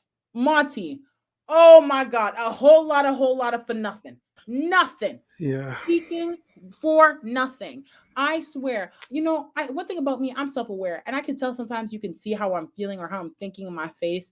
But to see that screenshot that was posted on twitter.com, all of us, I was like, whoa, oh wow. Oops. I was like, oh wow, that's really real. Like, oh. Shout out to whoever did that, by the way. That was funny. That was too funny. I was like, oh shit. I'm not gonna lie. Yeah, a whole lot of for nothing. Monty. Oh my God. I think it's so disappointing because he's also a Black man. So like, not to say that I expect more, but it's your own people. You know what I mean? It's your own people. So it's just like to sit there and to tell you what you did and try to hold you accountable and to allow you to have the platform to hold yourself accountable, and you take it and you spew a lot of whole nonsense, it's so frustrating to watch. It's so frustrating to watch. We are sitting here, we are telling you what is happening. We're telling you what's happening. We're speaking to you. We're letting you know what's real. And it's not just us. There's interviews that happen before us, post us, where we're giving you the platform to speak real, to be honest, to hold some accountability. And you choose to sit there and speak a whole lot of circles and nothing. I'm a communication major. You can't like do that. Like you don't think you moved me and that you did something, because you didn't. Because we could all see that it was a whole lot of nothing. It was so frustrating to watch. You had one job. We gave you questions that allowed you to speak some fucking truth, to be honest, to be accountable, and you choose to take it and well, I'm not going to take that and move past it. And then, try to say that you avoid Twitter because it's a negative space. No, like I get that some, like any other platform, there's going to be extremists. But a lot of the time when you're getting negative reaction and people are trying to hold you accountable, it's because there's something wrong. And if you can't deep that, if you can't tap into that common sense, there's nothing more we can do for you at this rate. We gave him a chance, we gave him the opportunity, and he chose not to take it. And that is on him. Whatever happens moving forward, I can't sit there and go, well, and kind of feel bad because you were given the chance and the opportunity and you chose not to take it. That's that on that. Well, I think that's it. Turner, I don't know what happened on that. It was, I don't think it I was can't that speak on bad. Turner because I don't know what happened. Yeah, that's a whole rabbit hole. That situation was a mixture of him and then a mixture of the fans kind of being a little too rabid. So I'm gonna leave that alone in general. But Okay, yeah, so I won't touch Turner, but yeah. he could also Turner. Ooh, actually, let me talk on him during the house. I'm not. Ooh, can I say this? Yeah, it was giving performative ally. It was giving performative ally. It was. It was. Don't shoot the messenger. I just see what's in front of me and I speak real. It was giving performative ally. I feel like, honestly, in my thing, like when being an ally didn't benefit his game, he definitely made sure we knew about it, and it gave performative. It gave performative, and so that's what's really annoying because Turner's gonna keep, hang out with Taylor, and that's fine. I'm not their friend. I don't live with them. I don't know them personally, so it is what it is. But there are some things to me throughout the entire game that gave performative. So, now kikiing on Twitter, stealing tweets. Why? Why do we have to steal tweets when you can just retweet them? Comment a little, haha, that was funny. Yeah. I just want to quickly address Joseph Bose's comment here in the chat. The fans have been too nuts with Monty. They ripped Monty a new one when he had a theory that the media influenced Taylor's win. Is he right? I don't know. No, Joseph, we know, and no, the media did not influence. Taylor did that, and she earned it, and she worked her fucking ass off for it, and the jury recognized that. They're in sequester for a reason, so there's no conspiracy theories around, like, the media influencing Taylor's win. The jury did not know about it. The show is not rigging it for Taylor. Taylor earned every fucking second of her win, and more. Like, if she could win more money, I think they should throw more money at her. We've done media press before. A lot of the times questions get pre-approved. CBS is very strict as well. Like the people we've worked with are not CBS level strict, in my opinion. So like I highly doubt, especially with like the Survivor stuff that came out prior to the season, I don't think CBS was like letting people mess around with like the interviews. And you can tell that there's a different, if you look back in the interviews, people who are doing exit press, you can see that there's a clear shift when holding people accountable who do not go to jury versus people who do go to jury. There isn't that sense of like having people be accountable. So I genuinely think that it had nothing to do with media at all. Truly, truly, truly, honestly. And Turner wanted to vote with the House. It's been said several times. He was asking people during commercial. He's a follower. Turner at his heart is a follower. In my opinion, he wanted to vote Taylor and thought that Taylor was not going to win. And I think he wanted to vote for Taylor out of spite for not being picked, because he would have picked Monty. But that's a theory. I can't speak on behalf of anyone. Yeah, I mean, even like just to speak on them, they've been very good with the interviews and everything. Like I mean, no shade to Global, but like they're a lot more strict when like trying to get your questions in, and you have to send them beforehand. Like with CBS, like with US Big Brother, this was our first time working with them. They gave us 30 minutes, which is unheard of.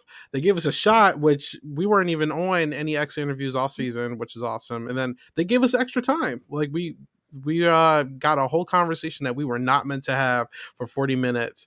So I just to cancel any kind of like rumors out there, it's not like some kind of controlled environment. They let you talk about what you want. So post show, yeah, post show for sure. Okay, so we only got a couple more topics left.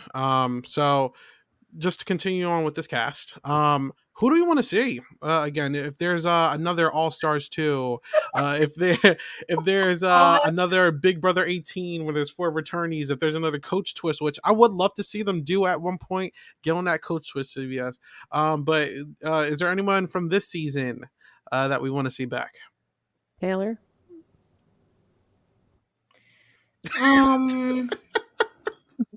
Anybody else? I don't know.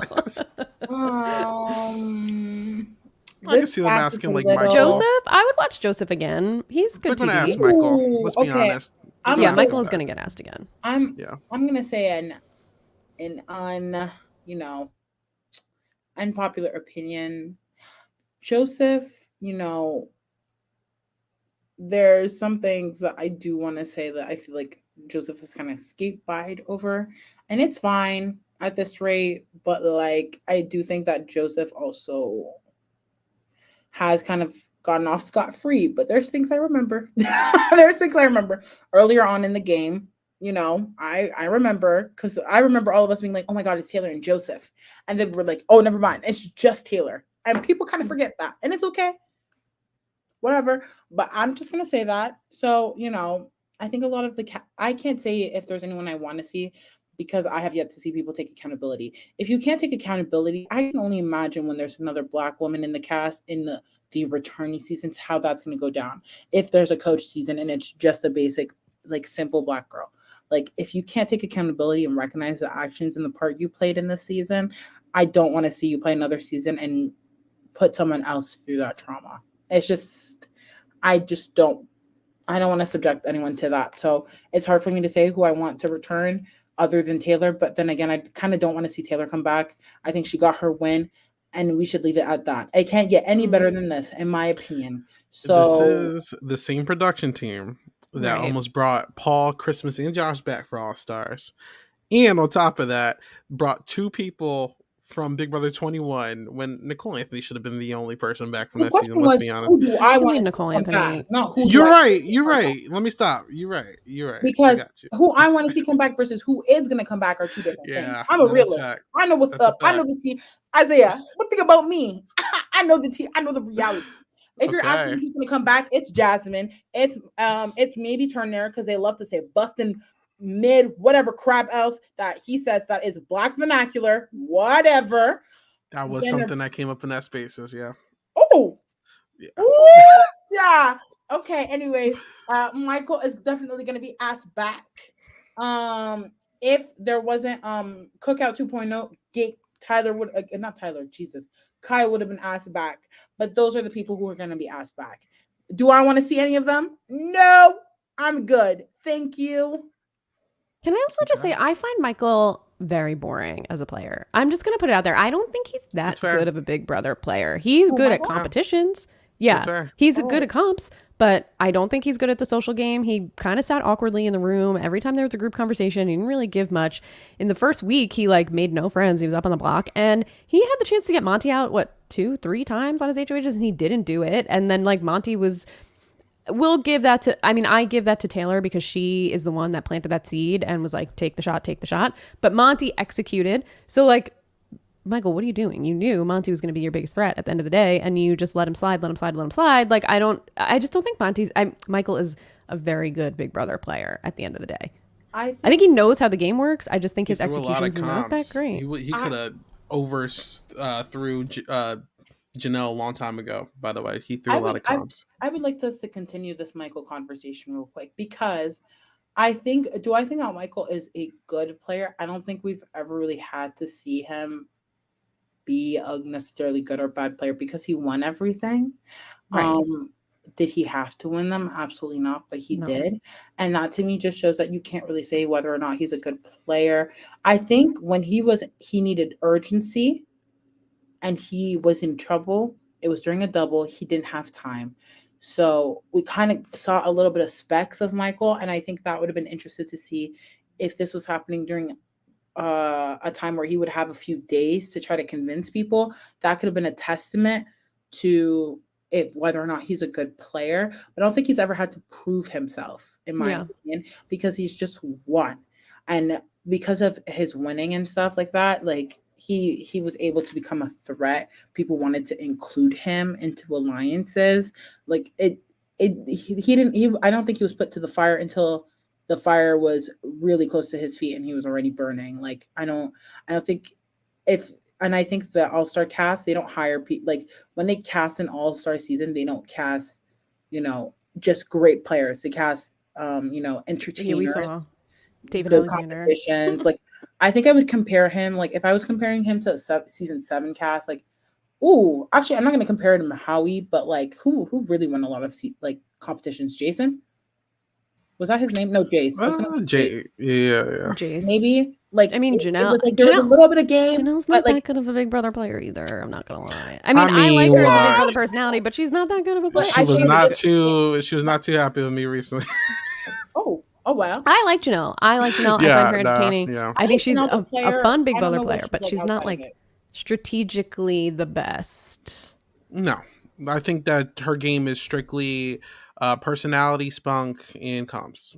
I mean, Oh let's wait, call a spade a spade. I wanna highlight this comment right now because um someone said what Michael was a great player. He was socially with the women, the boys, aka Oasis.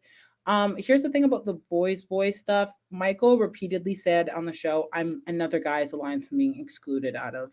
So I don't think he was necessarily insulated with the guys. I think it was more so a case of um keep the enemy that I know closer to me than necessarily like, oh, I just wanna he's a guy's guy. I want to include him. And I think that was also very problematic because Michael is a guy, but that's more so to do with the other guys versus Michael. And with the women, I think he was good with the women, to be honest. I do think he navigated the game, but I never think, I think the testament of a good player is when they kind of either control people, which I don't think Michael really did, except for maybe Brittany, but that I think it has more to do with Brittany than Michael, because I don't think Brittany's a good player, period. I said it. And so I don't really know I don't think I'm in a position to say whether or not he was a good player or not, because he just had competitions to back him the entire time. That's why I said that. And I mean, he definitely used the knowledge of Kyle making the all white alliance to save himself because he would have left that week too. So Yep. Well, that and I'm glad you brought that up because yeah, he's not, and this is not a positive. He uses things like race and sexual orientation as a strategy in the game, and like that's kind of gross. He did it to Turner when he was like, "We said we would never put the LGBT." Like, come on, dude, you can't do that. You made yourself this comp threat because you won all these competitions that you didn't need to win, and you're using and you're weaponizing the identity of people as a gameplay strategy, or like, I mean, Kyle also did that. Let's not get it twisted, obviously. Yeah. But like Michael is the one who really, Kyle would have weaponized it if he could have, but Michael's really the one who did weaponize it. Like he sat on it. He knew that this was happening and he waited and he used it until it was opportunistic for his game to put that information out there. So like that is a little bit slimy to the level of like, this goes beyond the game and you're using these things as strategy. And like, that's gross to me. Both of those instances are gross to me. It makes me think like if he never finds out that Kyle's doing some plotting against him, like does he ever bring up the fact that he was making I don't think so at all. That's And he not waited good luck. until after the veto, after he won the veto. I think a great player is someone who doesn't need to win all the time. I've said this several times. That's why I think I respect social players a lot more, social strategic players more so than competition threats, because they just have to win it out. That's why there's some survivor winners I think are utter garbage because they just win, and they get the win at the end, which I don't think is really warranted or deserved. And that's why I can't speak on Michael, because I did see elements of his game that were strategic, but because he just kept winning everything, it's like that's why I'm not saying he's a good player or a bad player, but like I also think that winning the comps wasn't necessary. Like he could have like chilled out for a bit and just won out at the end, kind of like a Kevin Martin moment in Big Brother Canada 5. So that's why it's hard for me because I feel like he relied way too much on his game, like his like competition wins, and they weren't even needed. Yeah. Mhm. Okay. So next topic. Yeah. Um, we don't have to spend too much time on this because what a crap dumpster fire this is right now. But the fan reaction to this season. So how are we feeling with the whole community in general? I think first of all, I think someone said it earlier, but Taylor is definitely the next it girl. She's reminding me Mhm. of like Janelle when she first she was holding court. I think Taylor's taking that over. I'm starting to feel like a Barb presence. If you don't know what the Barbs are, that's Nicki Minaj's fan base. It feels like that with Taylor right now. If I'm being honest, Oh no. yeah, it's feeling like that. So I mean, obviously, she has that, but these spaces are kind of wild. Wild. The press releases, I mean, especially with Monty, people have been holding his feet to the fire. I'm seeing a lot of good come out of this. Like shout out to Kamisha Reviews, shout out to the Reality Kingdom, and Yeah. everyone else that's doing these interviews. But I'm also seeing like these spaces are kind of getting a little out of hand. I'm not gonna lie. How we feel, and we do not need to spend a lot of time on this, obviously, but how do we feel about the fan reaction to the season as a whole? I just think somebody will need to go outside and touch grass. Facebooker specifically.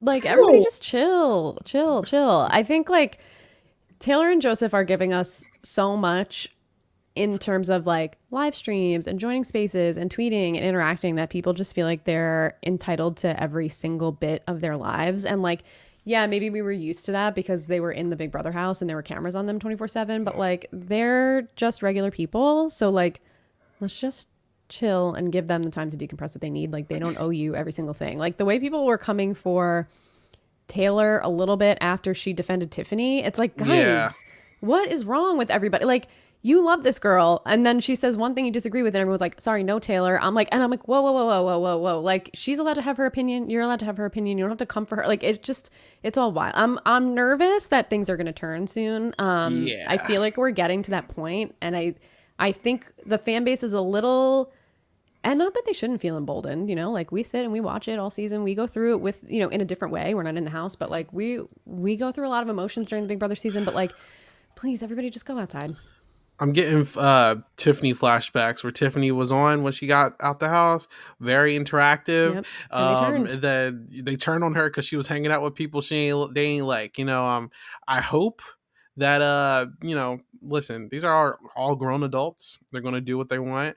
And it's up to you if you like her or not. But don't attack. Don't like start like a hate mob, especially against Taylor. Come on now, y'all. I Like know. I could see, and I love Tiffany before I say this, but I can see people feeling some type of way about the Monty interview with Tiffany and all that. But leave Taylor alone. I ain't playing with you.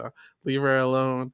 It's not that deep. I'm sure there's more important things in the world. Pay your bills. Go get some fresh air, y'all. All right. I don't know. I can't really speak on this because from what I've seen, like I haven't seen any Taylor hate or like I haven't been on the spaces to like see what's actually happening within the community. Like I see what I see on my timeline. I follow people who I fuck with and I usually think the same way. So like, I don't think I have way too much to say about the community. I feel like I defend the community a little bit more so in general just because like I find it annoying some of the things that people say like oh, like Twitter's a negative space, blah, blah, blah. It's too toxic. Like, yeah, some people are, but then you block them and you move forward. You mute them, you don't see them. Like that's just how I feel. Like you are the space that you keep. You are the friends that you have. You know what I mean? So I've never really had to, I don't feel like I have to say you have to go touch grass because I just never seen that. Yeah. I don't interact with that. Maybe it's because I'm lucky and you know what I mean? But Yeah. I feel like the community that I've been a part of, especially the people recently who've just been like coming into the community that I follow, um, like I enjoy it and I like the conversations we have and I like the different perspectives that I like to hear. I just don't fuck with it when it gets like too like hateful. There's holding people accountable and then there's being hateful. So, I can understand why some people say specific things like BB Twitter is toxic. But if you clear the space, light some candles, Yeah, put some, I don't know what the girls like Yeah. to do. What is it? I don't want to say sachet. I That's know like you're talking about. Yeah, but like, clear the space and occupy your space and your big brother space. Like it usually is a fun time. So listen, I'm just not I gonna will forget. say, oh, go ahead. I was saying I woke up 5 a.m. one time for work. There was a Spaces talking about the Turner situation, and then there was a Spaces reacting to that because Yeah, there's a DF lot was of in there, spaces. A and lot then of there was a spaces. Spaces talking about that space, and I'm like, yo, there's a lot going on right now. A lot of So, Twitter spaces. I just feel like the community is invested, and I can't yeah, blame them for being invested. This season was a lot. Like, it was a lot. Like, it's just a lot of people just see themselves in Taylor, or just like Yeah. don't fuck with like yeah, that's the all. mistreatment. So people are just invested. Like people are just really invested, and the way they manifest their excitement and their investment is how they do that. I don't usually see it too often, to the point. First of all, I'm not up at 5 a.m. Let me tell you right now. I wake up at It's 9 a.m. work. to do That's work. the only reason. I'm so, I'm a student. So like I like, so yeah. I can't really blame them for being too invested, but like I think it's be careful, like just be careful with how you express your opinion. And just because someone else has another opinion doesn't mean that you have to spew hate. Like you can have a conversation and you can always end a conversation with agree to disagree, or you can mute them, or you can block them. Like Boom. there's so many other solutions before you have to spew hate. So keep that in mind.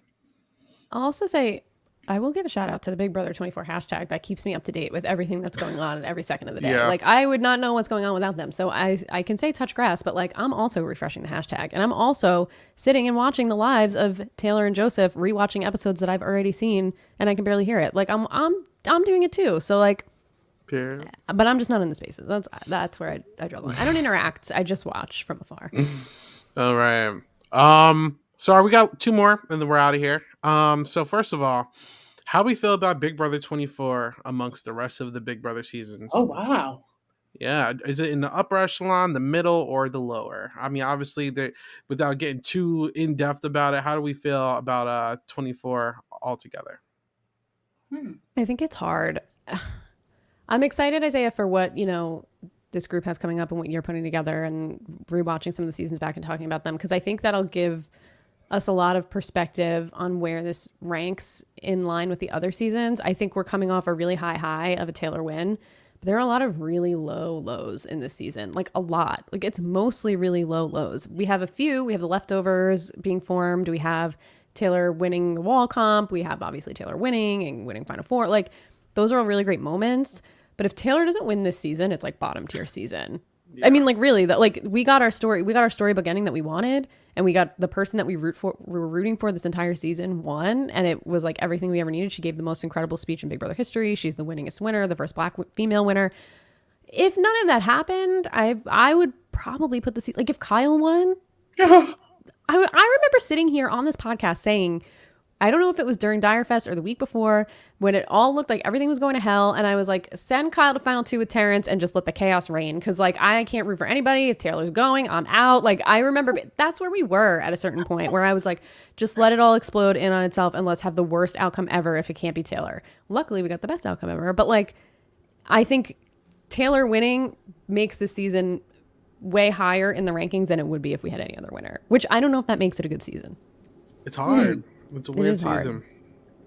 I think I'm gonna I would like you guys to answer this question that I'm gonna answer as well. But like for me, when I compare BB24, the seasons I think about immediately, or I just have to associate it to, is one BB23, BB21, BB20, BB All Stars, and like I look at BB15. 15. Yeah. 15, because of just like Taylor's treatment.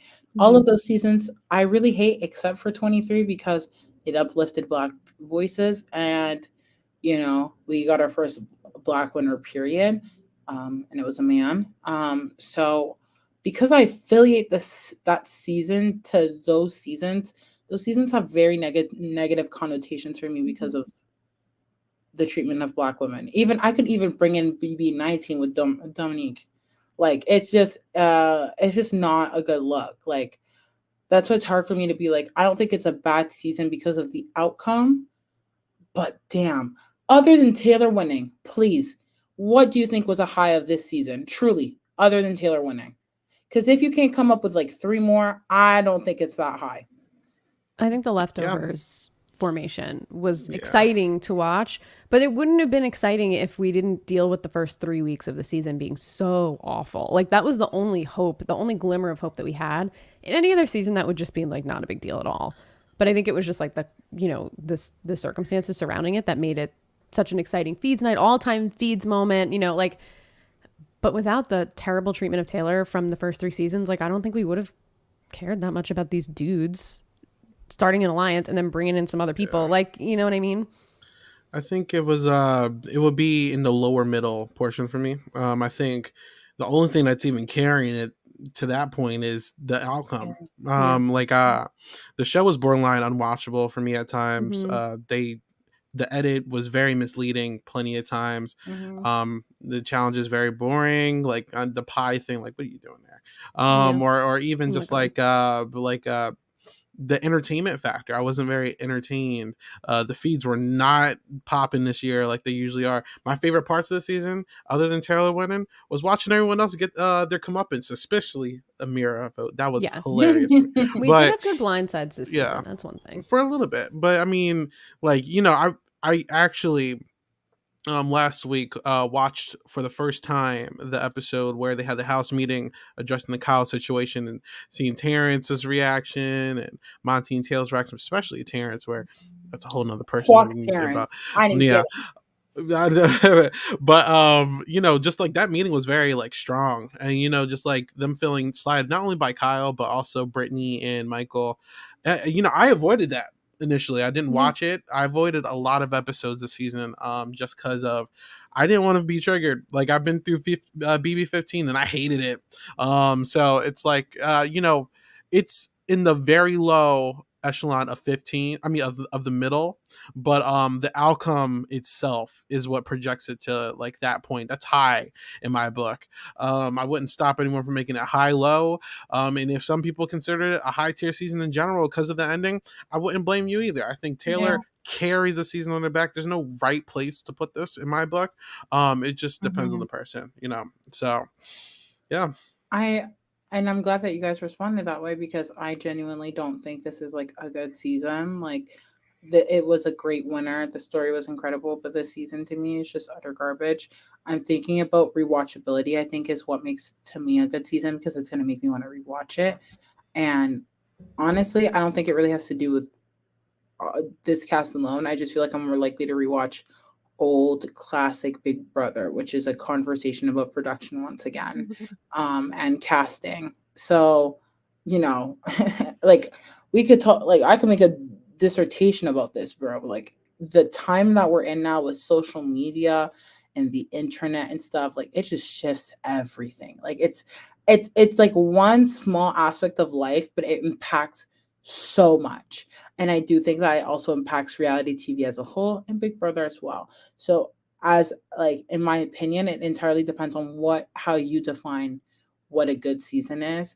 Because for me, I define it as like rewatchability in terms of whether it's twist, winner, um, even blow ups. I will watch season 10 over and over and over that cast. That cast argued almost every 3 episodes, and I was here for it. I love a good messy reality TV moment. Like none of that happened though. Like, it just like I just can't rewatch like anything up in the 20s. Like I think 19 starts it off. Anything after that, I can't rewatch except for maybe 23. 20 has a good first half and then it goes Yeah. so No, boring. the South is Yeah. annoying as fuck. I'm sorry. It was so frustrating to watch. Haley's Yeah. mistreatment is triggering Yeah. to me personally. Yeah. I can't allow it. The way they edited her in That's why that I said pilot, first half. bro. First half. But Yeah. we're talking about a whole In season. general. Yeah. No, in Because this general, is like yeah. half a season. Fuck BB24. No, I get you. First half is horrible. Oh yeah. You know Oh what yeah. I'm saying? Whole season. So I that's not for me. All right. And our last topic of today.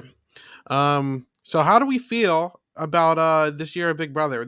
How is Big Brother 24 holding up to Big Brother Canada 10, as well as Celebrity Big Brother 3. Like what's 1, 2, and 3? What's our order here? We have Misha Tate as our winner of Celebrity. We got Kevin Jacobs as the winner of Canada, and we now have Taylor as our Oh, winner of US. So how do we feel about the 3 iterations, and which is first, second, and third? Ooh, that's hard. I think, are we talking winners specifically or the seasons specifically? You can do both. Why not? okay, we'll do So, winners and seasons. We'll give two Yeah. if they're the okay, same so ranking. Taylor's my favorite winner. And I love Kevin. I think Kevin played an amazing game, but Taylor, her story is unbeatable. So she's my favorite winner. Then Kevin, I don't even acknowledge Celebrity 3. It was horrible. I think game-wise, episode-wise, Big Brother Canada 10 takes it for me. I mean, that was like an all-time Big Brother season, and just the gameplay and the gummy bears, and just like I saw a clip of the Marty gummy bear situation on Twitter a few weeks ago, and I just felt like invigorated. Like I was like, we're never gonna see anything like this crazy ass man again, and this is like the wildest game move. And I just remember us talking about it, and we were just like so invested, and it was just so that season was incredible to me. So that's definitely number one. And then this, and then I guess Celebrity 3, but Celebrity 3 was just terrible. It was so bad. It was so bad. Okay. In terms of winners, Kevin's up there for me. I know it's hard to compare them. I just fucking love Kevin, okay? I love him. Same. But Me no too. one will beat Taylor. I think Taylor, oh my God. There is like, it's not even gameplay. It's just love for the person and what they stand for. And I just see myself in Taylor. Mhm. That is just like, I don't think that will ever be replicated again. Like Taylor, I Taylor agree. who Taylor is as a winner will never be replicated. One of a kind. Totally. We will never One see of a anyone kind. like Taylor again. Yeah. So she's up there, but Kevin's right up there. I love Kevin. Okay, sue me. I love Kevin. Misha, let me be honest. One thing about me, it don't take much for me to turn off Celebrity Big Brother. Give what it needs to give, and I definitely turned off that season. Thank goodness we weren't podcasting about it, because then I would have to force myself to watch. Let me not make a "Don't Worry, Darling" spoiler. I don't want to. I already did the Survivor spoiler already. I think we're good with that. But yeah, so that's in terms of winner. In terms of cast, Big Brother 10. Oh my goodness. I love that show. I loved that cast. There are definitely people who pissed me off. Hi, JC Lynn. I'm looking at you. Jess. But but that cast gave everything in me. It just, the gummy bear twist, Marty as a person, It's not a twist. It's not a twist. Yeah, wasn't it? It was a twist to us. Like, they made their own twist. oh my God, the triple eviction, the final, like all of that. Josh choosing Kevin over. I mean, like these moments on that season. I can't. Unbeatable. It's unbeatable. If you guys don't watch Big Brother Canada, I can't make you watch it, but you're missing out. You are missing out. There is something so beautiful about the game of Big Brother Canada that I can't make the music not bop. I can't make the show not bop. It gives what it needs to give. And season 10 is one of many seasons of Big Brother Canada that just gives you what you want from a US season that the US season just never provides. I'm sorry. Then Celebrity, I don't know. Celebrity is chaotic because Todrick Hall. Celebrity was good 1 and 2, and then 3. I just don't know good. what happened. Even the cast when it came out was so underwhelming. Okay, I don't know. We were like, "What is this cast?" Tiffany Poehler, we've been asking for her. She ain't getting on. Put in Nene Leakes. She is funny as fuck. Don't play. I know. How do we have Cynthia Bailey and not Nene? I mean, like, you chose the wrong housewife of Atlanta. Okay? Kenya Moore. Yeah, give us Kenya Moore. There's so many. You know who I would die to see? RuPaul. That would be funny as fuck. Oh my God, I would have a time see RuPaul in the Big Brother, because let me not speak on. They can't afford RuPaul. Come on now. Oh my goodness, they got both of their judges, so they could. True. Maybe Michelle Visage is next. That would be second. That would be the one thing I want to say about the past seasons, I think this good Big Brother, whether we think this season was good or not, we got a good outcome. I think like watchable, enjoyable in some ways, hard to watch in other ways. Big Brother kind of started with Big Brother Canada season 9. I mean, Big Brother Canada season 9 was great, and Tashawn was the first Black North American winner of a regular Big Brother show. I mean, outside of Tamar, obviously, who's on Celebrity, and he was great. Jed not using the veto on himself and using, I mean, like that season also was so good. Yeah. And then Big Brother 23 was also great. Like, we've had good Big Brother over the past few seasons. I think this one obviously was, like we said, probably like mid-ish tier because of a lot of the really hard things to watch that we had to sit through in the really low moments. But Taylor as a winner obviously was just a great story from you know, maybe not start because of all the terrible things, but it ended in a really high. Big Brother Celebrity can go, but the rest of the regular seasons we've been eating good over the last few. Yeah. Just to get into my biases before I give my actual thoughts. Thank you, Arissa Cox, for getting us into press for Can. Thank you. Thank you, Taylor, for getting us into press for US. Thank you, Kevin, for giving us your interviews, and he's a huge supporter of the podcast. Yeah, and Taylor, thank you for the stimulus package, because we would not have any of these views without you. So thank y'all. That being said, you said the stimulus package. Taylor's stimulus pack is real. It's real. It's true. Taylor's karma worked for us, but in a different way. Very. I know that's right. Yeah. So with that being said, for winners, I mean, fully, I'm going to say Taylor. No, hands down, never going to see something like that again.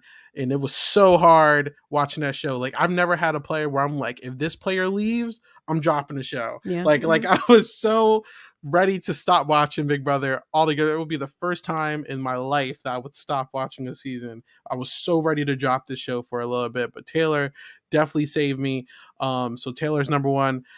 Kevin, number two, hands down. I have so much respect for Kevin Jacobs. And I mean, there's an argument there to be that Kevin's like top 10, top 5 winners of all time. I know a lot of y'all not going to want to hear that, but that's some real stuff. And he's just awesome. And then Misha. Okay. So there you have for the winners. Seasons, Canada. I've avoided Big Brother Canada for so long. Until BB Can 9 and 10, and I have like fallen in love in Big Brother again since watching them. Like, it's so old school, it's so fun. Josie can fix her face. Wait, I'm just curious why you avoided it this entire time. Because I tried a couple seasons and it just wasn't sticking for me. I didn't like it. What seasons did you try? It was the first few. I remember. We don't got time to talk about that right now. Katie has to leave soon.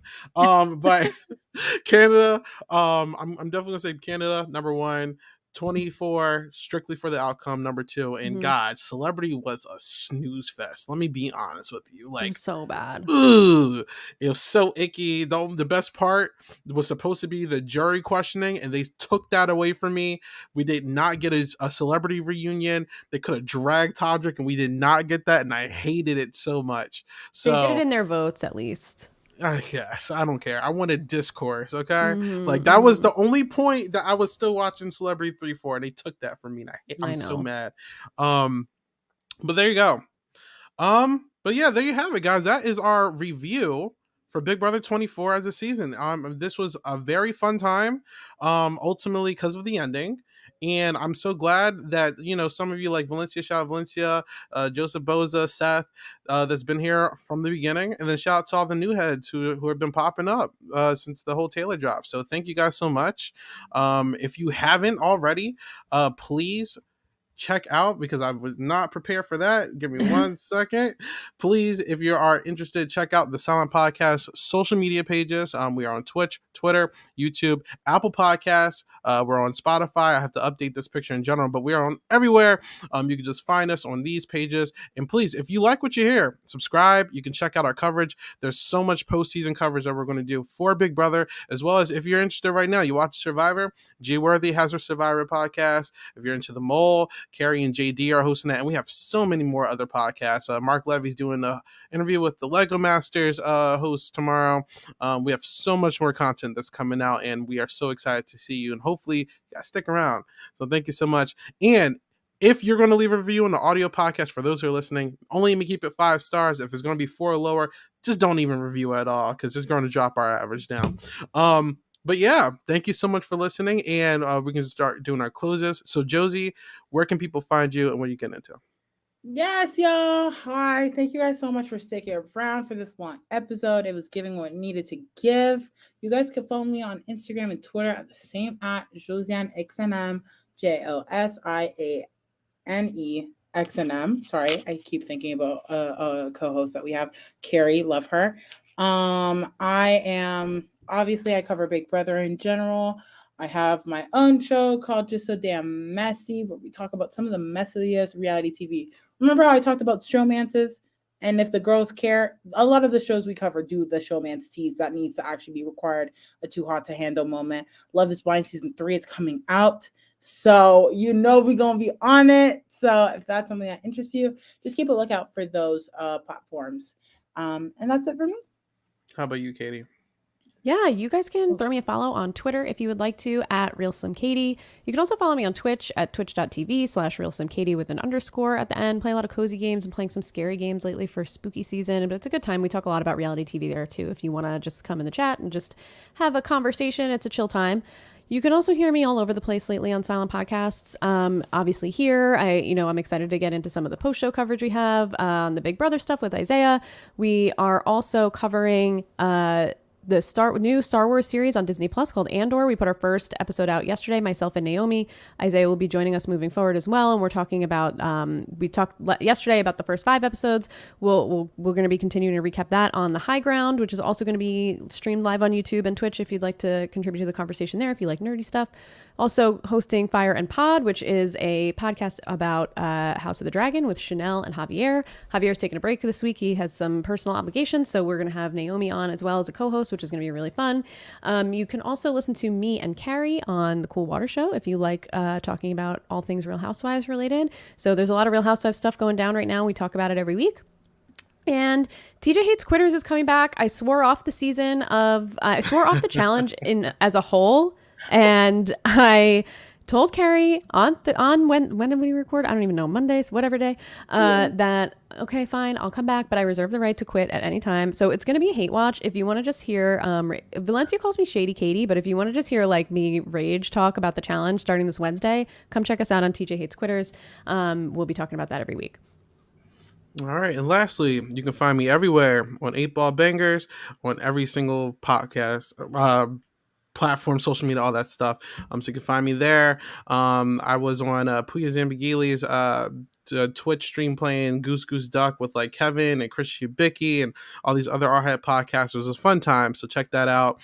Check me on a Purple Pants podcast with Bryce Isaiah, where we talk about music at the end of every month, where I will definitely be shouting out Glorilla because God, I love that song Tomorrow with Cardi B. And then lastly, you can find me on a bunch of podcasts over here at Silent Podcast, the Isaiah and Nicole show, where we just talk about whatever we want. We're going to be talking about anime again soon. And like I said, this is technically the first episode of my Big Brother rewatch, where I'm going to be reviewing every single season from 24, which is this episode, to 2. We're not going to do 1 because who wants to watch that? But we're going to talk about everything in between, including OTT, the celebrity seasons. We're going to talk about all that. So if you enjoyed what you heard this episode, make sure you tune in next time, and keep looking on the Twitters. I'm going to have updates on it in general, but we're going to have a bunch of guests, some from the TV shows, some from other podcasts, some from over at Silent Podcast. We're going to have a whole lot of people coming over here. So make sure you check that out. But until then, this has been a fun season. Thank you everyone for watching. Have a good one. Bye.